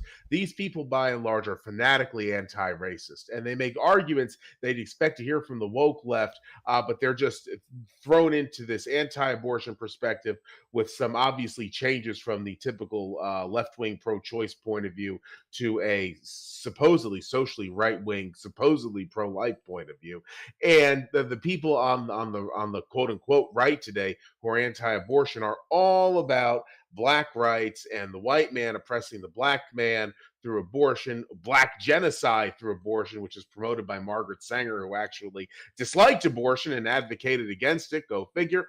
But today's anti-abortion folks definitely are not motivated, generally speaking, by some animus toward blacks. They are, if anything, Afro-Amero philic. Well, let me challenge you. Let me challenge you on that. Do you think that most people who want to make abortion illegal vote Republican? Of course not. Okay. I mean, of course they do. Of course. Okay, so they are dominantly on the right. Generally speaking, John Derbyshire made this elementary point. There are tens of millions of Americans who don't much care for black people, and these people overwhelmingly vote Republican. Yeah, but the people who are very committed to the anti-abortion cause, the activists who can't stop talking about it, they, number one, they support abortion's ouster because they say, and they really believe this, that abortion is anti-black and that they are fighting as part of a new quote unquote civil rights movement. If you want to have a population that's more traditional, I'll put it that way in the US, abortion is a great way of getting it, considering who gets the abortions, the demographics of who gets the abortions. And I talk about the demographics of who gets abortions quite a lot, and there are many different ways of putting it. But speaking specifically about ancestry, if you want things to go back to the way they used to be, abortion is a way of having that done because of who gets the abortions. There would be a certain group that would be much more numerous today if not for abortion. And for people who are anti-abortion to claim that, for people who are anti-abortion to actually dislike blacks and vote Republican and oppose abortion rights out of some way of not being able to voice their dislike for American blacks doesn't make any sense, because what they're advocating for regarding abortion is something that would make the black population grow exponentially, which is to say banning abortion nationwide. Right, but people's adaptations don't have to make rational sense. People have these inchoate reactions to the world around them, and that's what drives their politics. I mean, I think you'd agree with me that tens of millions of Americans don't particularly care for black people, and that most of these people who vote of that group do vote Republican. Certainly, they do. I don't disagree with that at all. I just think that the people who are very passionately anti-abortion, these people would. I'm telling you the truth, Luke, because I have had the terrible misfortune to speak with them at length, and they would rather their girl bring home their young girl, their adult daughter, bring home a black guy who is conforms to very unfortunate stereotypes, but is pro-life, rather than a white fellow who's very upstanding and going places, but is pro-choice. These people believe this shit. They do, and it's quite it's bizarre. It's actually anti-white in its own way. But it's not bizarre because they're simply responding to incentives. You're talking about activists who are in media spotlight or public spotlight, so they have to fight. Regular people too who are activists. They don't have to be right, but famous. they're in a social circle where to be racist is completely unacceptable. If you're a professional, if you're college educated, it's completely unacceptable to be outwardly racist. So they're going to have to go over and above and beyond perceptions of Republicans and pro-life people as being racist. So they, will go to ridiculous lengths to try to show their, non-racist credentials. Like, we're all responding to incentives. They're responding to incentives. I'm responding to incentives. The reason that these people are saying what seem to be absolutely ridiculous things are perfectly rational adaptations to the set of incentives that they operate under. And in a different circumstance, they would react differently. And from Clemens Wenzel to Luke, do you think of Richard Spencer as an edgy liberal, a contrarian, or as something different?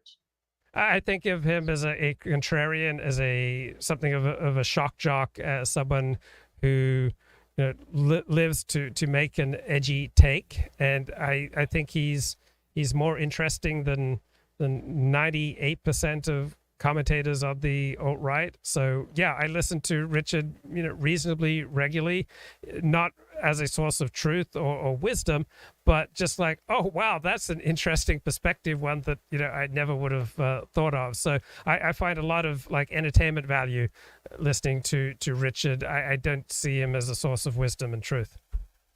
Do you think he takes himself seriously? I mean, do you think he really believes what he says at this point? Yes, I think he takes himself very seriously. Is that supposed to be a joke, or is that your honest opinion? No, absolutely, absolutely. He takes himself tremendous. He's got a tremendous sense of gravitas. He comes from a theatrical background. He wanted to be a theater director, and so he has more musicality in his voice. He has more of a sense of gravitas in his presentation. You kind of get the sense that he's singing his words, on stage in a musical. There's that level of theatricality in his presentation. And yeah, I think he sees himself as a Nietzschean, great man in history. I think he does, although I think that what he's saying now, it's so totally contradictory to what he used to say that it seems to me he's trying to get back into polite society, from which he sprang. He comes from a very affluent, well-respected background, but his life has been destroyed by his activism. And I think now he really, really wants to go back to the way things were, wants to put the toothpaste back in the tube, and he understands that in order to get back to where he used to be before he became well-known politically, he has to conform to what polite society has become, which is wokeness. And if you read, I know you do, read what he says and listen to what he says, he basically comes off as an MSNBC pundit at this point. And what he says, I think, is so, I can't see how he went from what he used to say to this and actually means it. I think that what he's doing, it's just one man's opinion, but I think that what he's doing is trying to, I try to put this kindly. He is trying to become something that he thinks other people will accept in the circles that he wants to travel in. He's trying to shed his old skin and grow into this thing. And I don't think that him believing in what he says has a lot to do with any of that. So I think we all do that. I'm not going to say anything on this stream that's going to get me in trouble with my Orthodox Jewish community. We're all reacting to incentives, and any person with any degree of health wants to become socially acceptable. Like porn stars who leave porn, want to become socially acceptable. And so I think that's perfectly true and legitimate, that you want to emerge above ground and you don't want to get punched in the face every time you walk down the street. Also, I think he is disgusted by much of the dissident right. This is a trajectory that I saw from, say, 2014 on, that a lot of people become red-pilled, and then they start thinking, what else are people lying to us about? And they start embracing flat Earth. They start Sure. embracing Mein Kampf. They go in all sorts of crazy destructive directions, so much so that it just empirically seems like most people who've become red pilled, that has damaged their life more than it has benefited their life. And so Richard, I think, was right kind of in the middle of that, and he saw this same thing. And so I think he's reacting against that. And yeah, I still consistently find him interesting. He's not a solid person. Like he's not a Paul Gottfried, someone of great substance, but he is tremendously entertaining if you like this type of musical theater. That is a very, very charitable way of looking at him. From S.H. Redstein, has Luke read The Perils of Diversity by Byron Roth? I know Luke has had Byron on his show, and I have read his interview. How do Jews reconcile what Byron pointed out, the double standards on ethnocentrism and immigration to the West and Israel?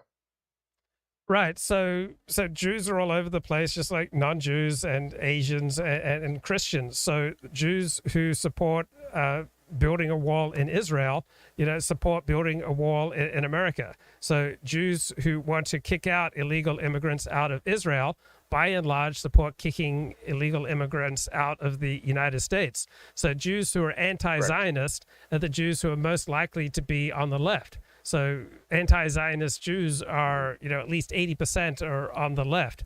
So also in America, more than 90% of Jews in America are Ashkenazi, and a majority of them come from Eastern Europe. So they come from backgrounds where for hundreds of years, they had a hateful relationship, by and large, with non-Jews who hated them back. On the other hand, there's a minority of American Jews who come from Western Europe, where Jews for centuries had, by and large, admiration for the non-Jews around them. So it's all about, what type of Jew and in what circumstance. So Sephardic Jews, for example, don't tend to be on the left. They don't have, a knee-jerk anti-Christian attitude. Jews from Western Europe tend to have, very different politics and reactions to Christianity and to non-Jews compared to Jews from Eastern Europe. So Jews are not a monolith, right? There are whole varieties of Jews, and they express themselves differently under different circumstances. And yes, I read Byron Roth. He's been on Kato Gottfried. I hope to speak with him. It was a conversation. I really, I was going to say, I think that there is. I was trying to figure out how to say these things without, it coming off in a way that's unsettling. There is on the American right an expectation that Hispanics will save the Republicans. There's no question that the Hispanics, although I don't even like calling them the Hispanics because they're a very heterogeneous group. Hispanic is just a label that Uncle Sam made up by people from who colonized by the Spanish Empire.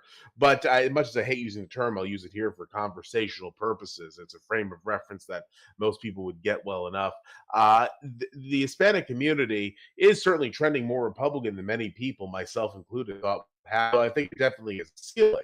But a lot of people on the American right are absolutely obsessed with getting more of the American black vote. And I say American black because the right in the US does get a surprisingly decent portion of the Caribbean black and obviously sub-Saharan African black vote.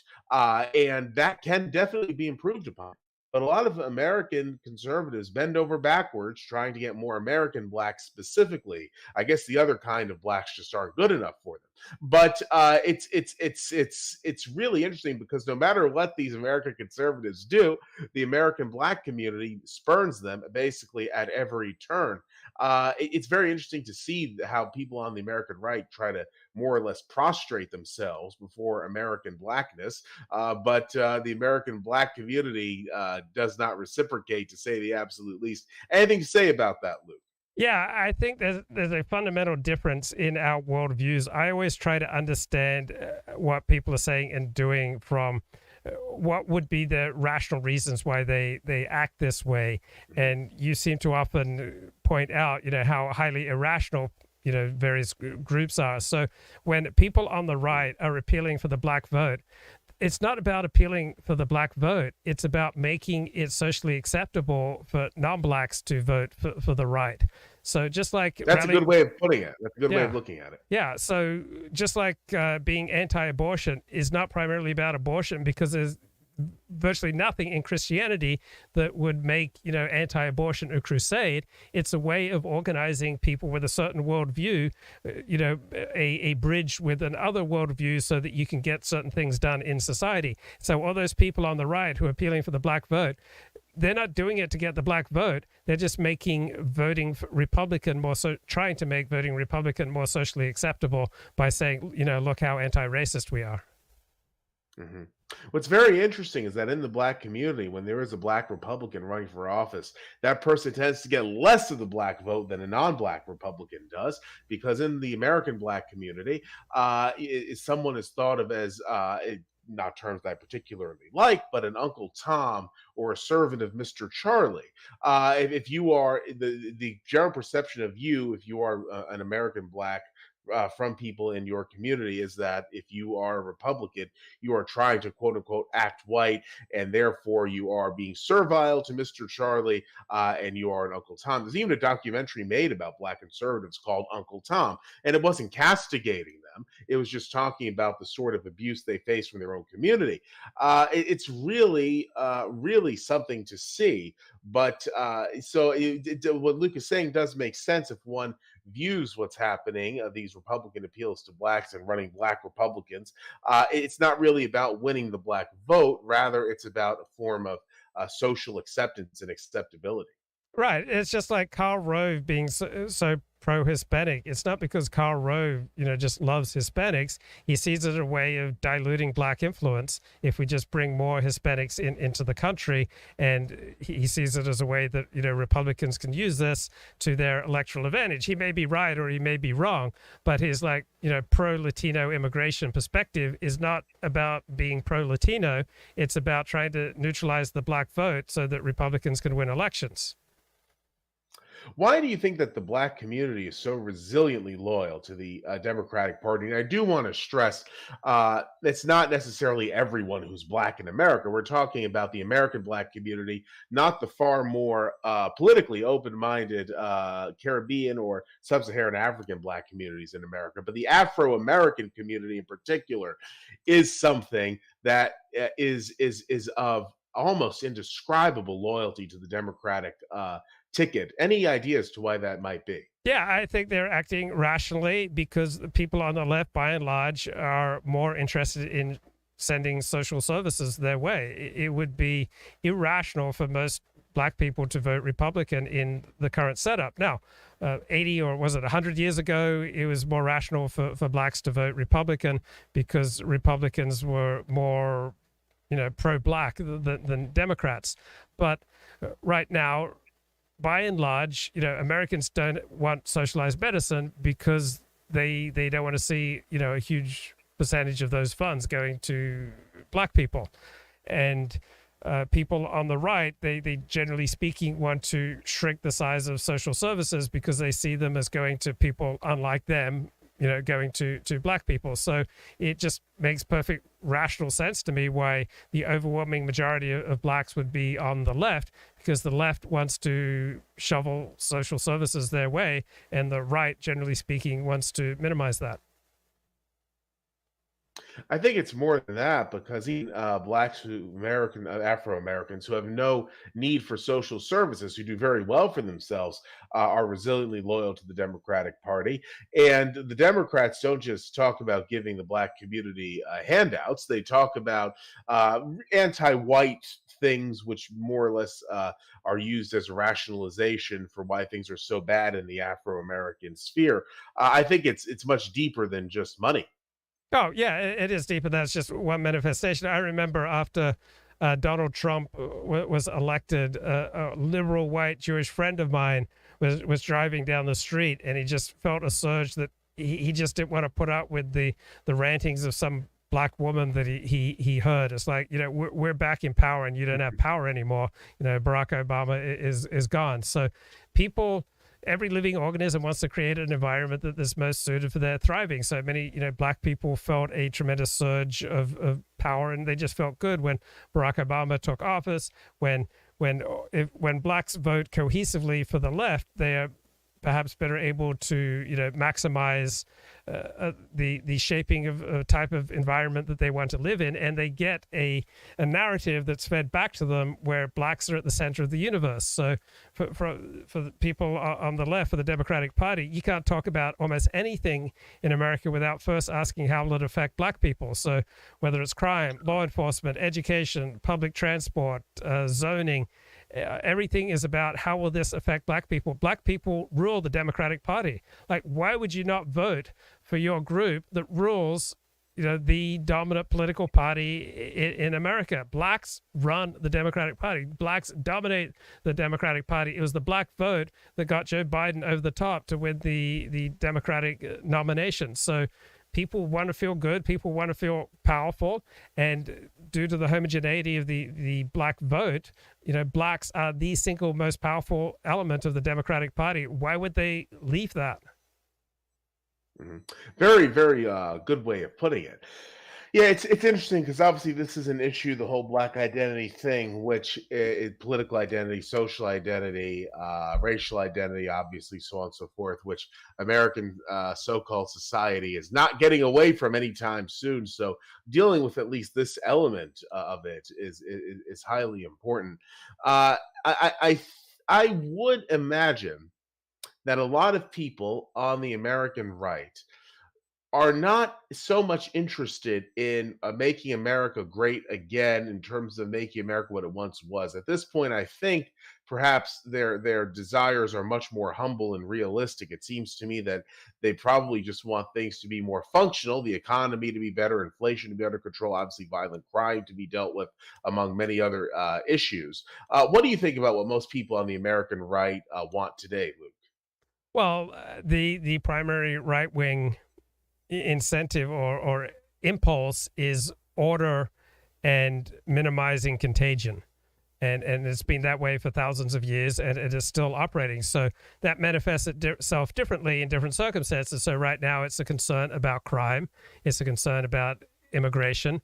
It's a concern about the trashing of white Christian America. I think pushing back against like the transsexual and degenerate sexual agendas, because people just want to feel safe and clean, and they just see spiraling disorder and spiraling contagion. So monkeypox, all right, AIDS, spiraling numbers of sexually transmitted diseases, and then a media fixation on the most important thing about the monkeypox story is that we don't stigmatize people who participate in gay orgies. Like a regular American is sickened by that, where they hear doctors talking about doing transsexual operations as a great moneymaker for this university hospital because it requires a lot of follow-up care. Like when people hear about this stuff, they're just sickened. People want safety, and they want order, and they want to reduce contagion. Now, this transsexual thing, which you had mentioned before, and you just mentioned again, the whole trans rights thing, this has been quite recent. It came about immediately after Hodges, which legalized gay marriage, needless to mention, and it it is something which is now for the left, next to blackness, all consuming. Why do you suppose this trans rights thing came so quickly, and why do you think it's found such an audience? Like over the last 5 years, basically, the amount of people who suddenly discovered they're trans has spiked drastically. I mean, obviously there had to be some problem there beforehand that something like this is just able to swoop in and make such a remarkably awful difference. Yeah, I mean, remember past satanic panics in the United States, or past, witchcraft or witch panics, or remember the recovered memory delusions where all these, upstanding citizens and schools and churches were accused of carrying out, satanic ritual child abuse, and it was based on recovered memories that turned out to be nonsense. So life is hard. A lot of people are unhappy, and if they can find an explanation for their unhappiness and offered a solution to their unhappiness, it's like, oh, you're really a girl inside. I mean, that's incredibly tempting. Or if someone can help you recover a memory about how your father used to molest you, or the priest would molest you. Like recovered memories and satanic, panics and transgender panics, people want an easy way out. And whether it's like some Scientology offering to audit you for thetans, or if you just believe in Jesus, you'll be saved forever and you'll be very happy, or if you just observe the Torah, then your problems will be solved. Like a third of the population, I would say, is pretty unhappy, and a substantial portion of that third is going to be highly amenable to offered solutions, particularly if they are regarded as cool. Also, there's an inherent tendency on the left to want to continually badger people, educate people, bully people against being ignorant and bigoted and sticking to traditional folk ways. So this is the latest manifestation, and there will never be an end to that. There will never be an end to the left-wing compulsion to try to improve people away from ignorance and tradition and folk ways. Mm-hmm. It's something. It really is something. What's interesting is that children are being trusted to make these decisions effectively about the rest of their life. It used to be, I don't know if it still is, that you couldn't even get a vasectomy basically unless you were 21 years of age or older. But now you have these people beginning to take gender transitioning quote unquote therapies before they're even 10 years old.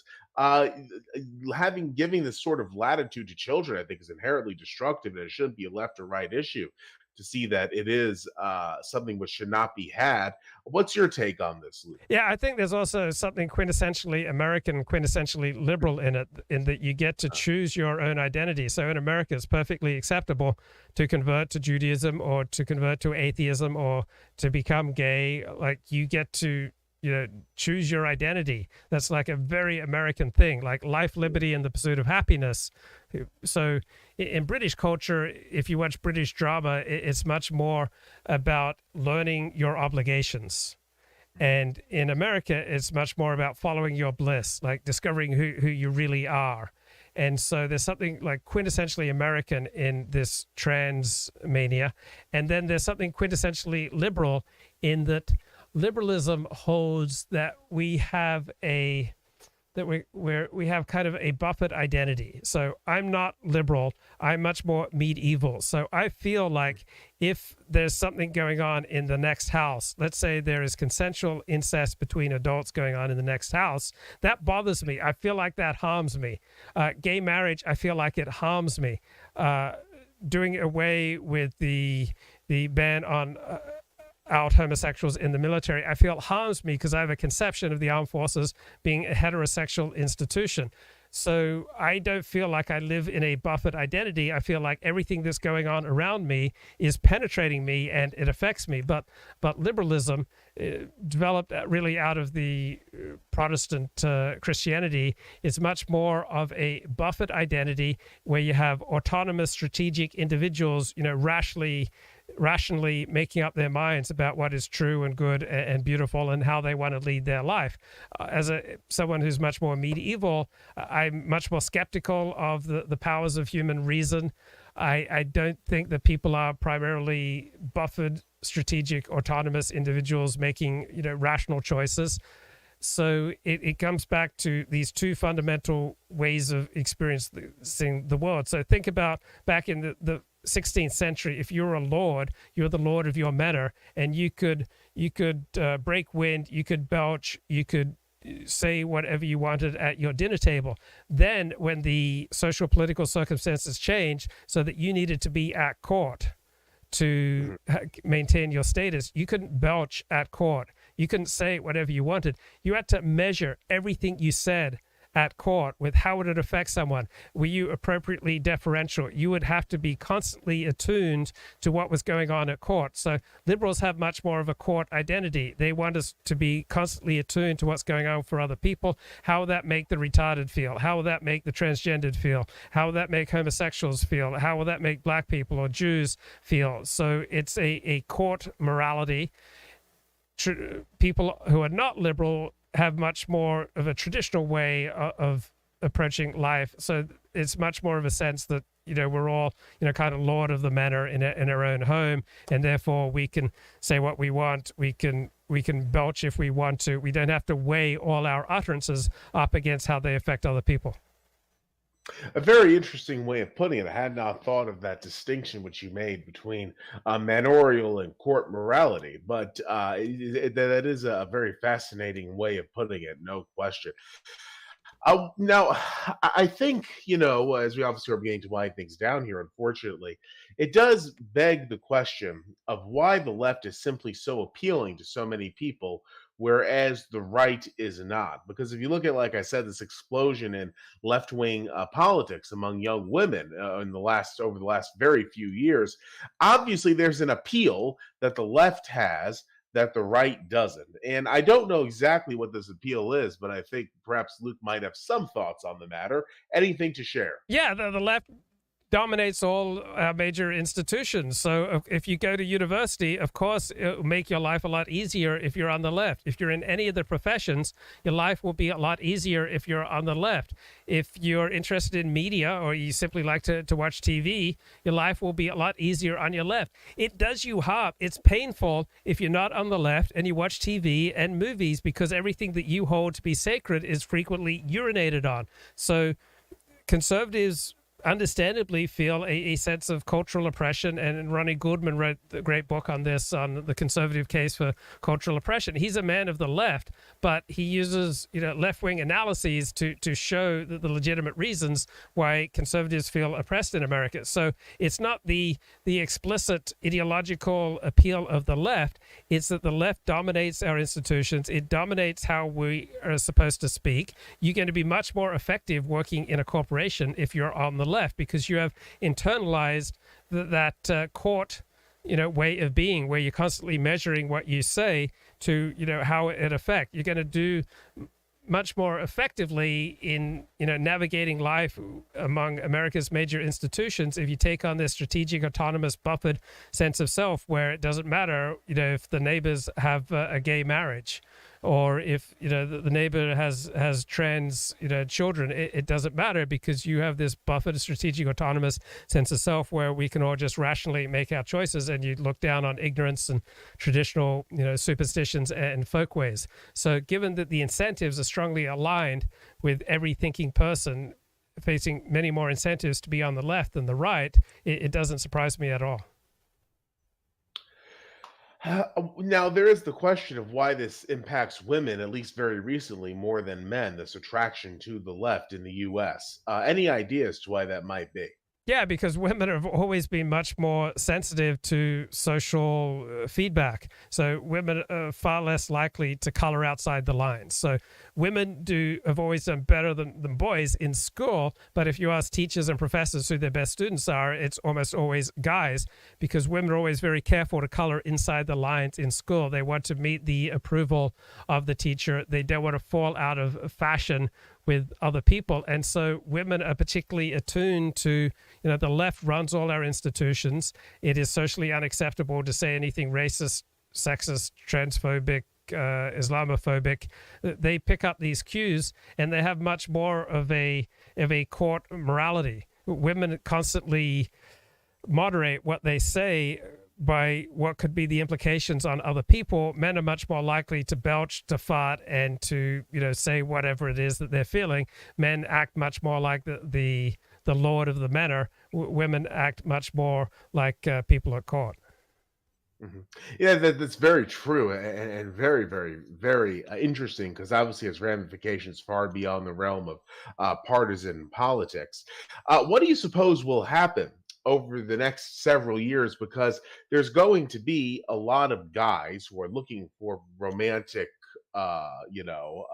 partnership, but a lot of gals who are not interested in anyone who doesn't share their politics are going to be dismissing these guys. And then, of course, you have the decline in heterosexuality among females, although I don't know how legitimate that is, because I'm not of the opinion that anyone could change their sexual orientation. So, but anyhow, well, what do you think will happen with a lot of these guys who aren't going to be able to find female accompaniment? Or do you think maybe somehow they will be able to? Because if they're not, obviously this is going to cause an extreme problem in so-called society in the United States going forward.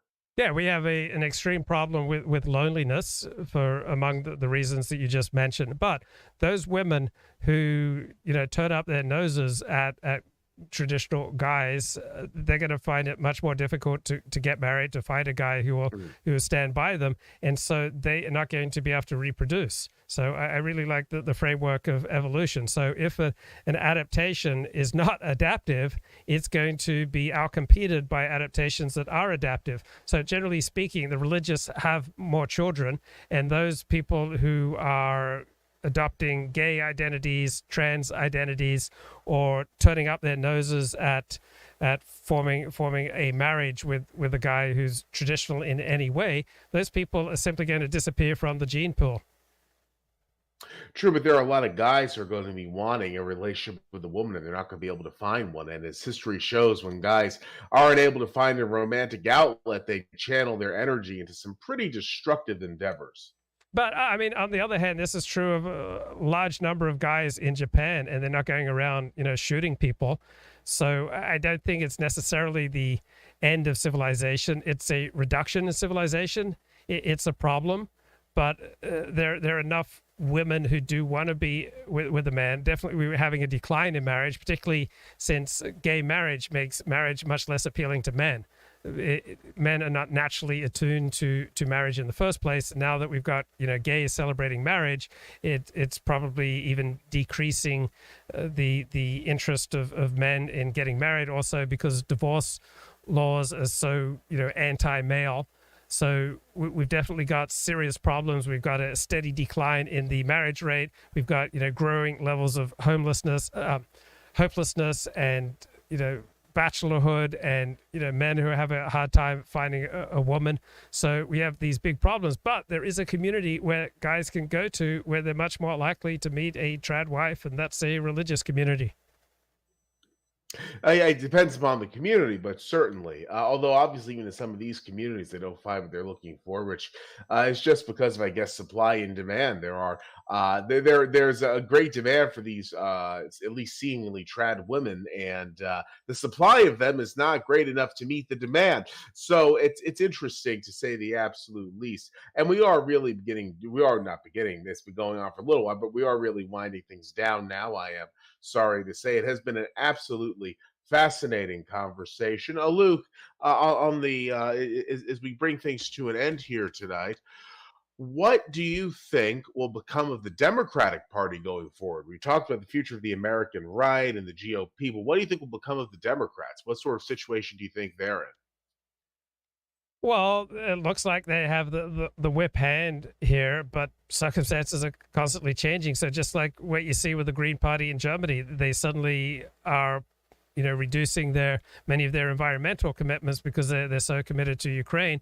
In California, for example, we had to fire up some gas-powered power plants during a recent heat wave. So even though California has been run by Democrats, the state still works. So that which cannot continue will not continue. Eventually, the transmania is going to diminish. Those aspects of the democratic agenda that are just cannot continue, such as defunding the police, will eventually reduce. Democrats don't like crime. Like liberals don't like high rates of murder and rape. So Democrats, by and large, don't like homelessness. So when certain liberal policies are proven to be failures, then liberals will adapt those policies. So when big government became unfashionable, Bill Clinton ran on a platform, the age of big government is over. So I feel confident that which cannot continue will not continue, and that those adaptations of the Democratic Party that are maladaptive, such as defund the police, pushing transmania, I think will eventually diminish and be overtaken by more adaptive responses. And I think that for thousands of years, we will have right and left wing responses, inclinations to stimuli. And in some circumstances, the right wing approach will be more useful. In other circumstances, the left wing one will. Uh, this is something that I mean, we were talking about the Ukraine just a little bit, but in the West, it's not just a U.S. thing. The media has really, and the governments have really hyped up the Ukrainian government as basically the bastion of truth, justice and the Western quote unquote way. Why do you think there has been this idolization of Zelensky, the Kiev administration, and so on, and the full on demonization of Russia, all the while ignoring some truly egregious things done by the Ukraine, not just since the Russian invasion began, but during the years leading up to the Russian invasion? It was basically the Ukrainian government went so far that they were able to give Moscow the pretense of justification for the quote unquote special operation.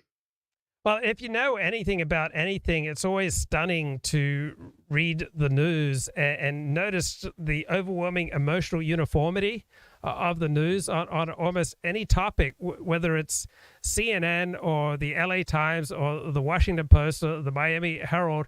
There's almost always on any major story, there's very quickly an agreement on the sort of emotional tone that you want to take with this story. So Ukraine versus Russia, it's plucky Ukraine fighting, big bad Russia.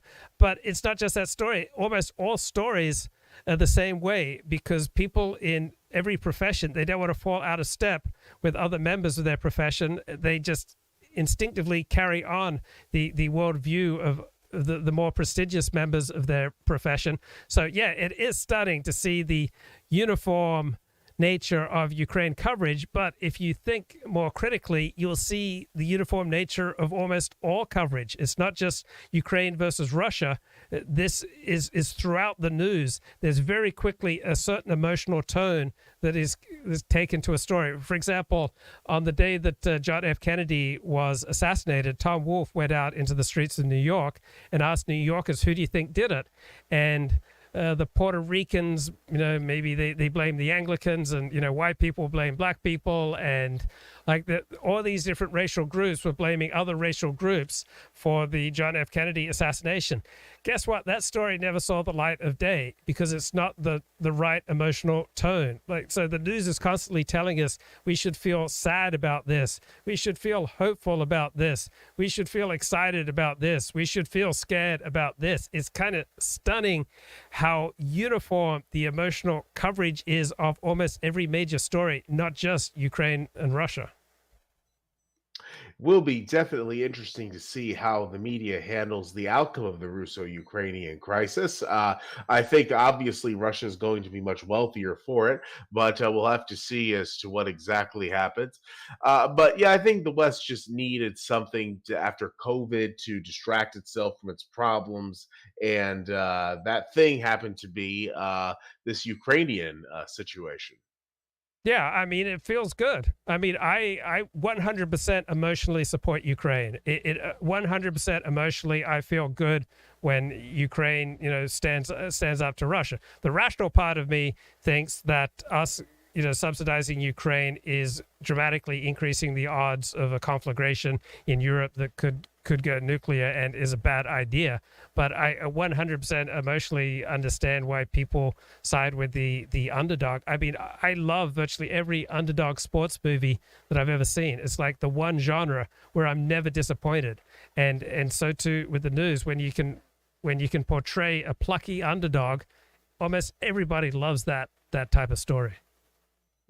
Certainly, and although now the Ukraine has received so much military aid from the West that I don't know that it definitely is the underdog in terms of its manpower, but I think that in terms of defense technology, it is at least on par with Russia at this point. Right. Like in some ways, David was not the underdog versus Goliath. David had a slingshot. Goliath didn't have a slingshot. So it all depends on the perspective you take. So I'm a Dallas Cowboy fan. I can get myself, riled up. Oh, the refs are against us, or, they or that. Like to be a member of any group requires a sense of victimization. Like if you're an identifying Jew or an identifying Christian, you have a keen sense of how Jews, Christians have been oppressed. So it's just built into the human condition to have others that you hate and to, have a blinkered view of your own group. Like, we're all wired to be very good at spotting when other people try to manipulate us, because we did not evolve to be gullible. We wouldn't be here if we were easily manipulated. On the other hand, we're all wired to be terrible at spotting the flaws in our own thinking, because it's not evolutionarily adaptive to be constantly questioning yourself. It's much more adaptive to go around with a great sense of confidence in your understanding of the world. That it is. And on that very interesting note, we shall conclude tonight's show. Luke, it has been too long since you showed up, but I'm very glad to have you on tonight, and I hope to have you on again in the very near future. Thank you, Joseph. I have enjoyed it. Absolutely. I've enjoyed it as well. I hope everyone watching this has enjoyed it. It has, I think, truly been a fascinating discussion that went in many different directions, each and every single one of them worthwhile. So, everybody, please do take it easy, stay safe, be well. If you liked this episode and want to support the show, you may do so at the link below.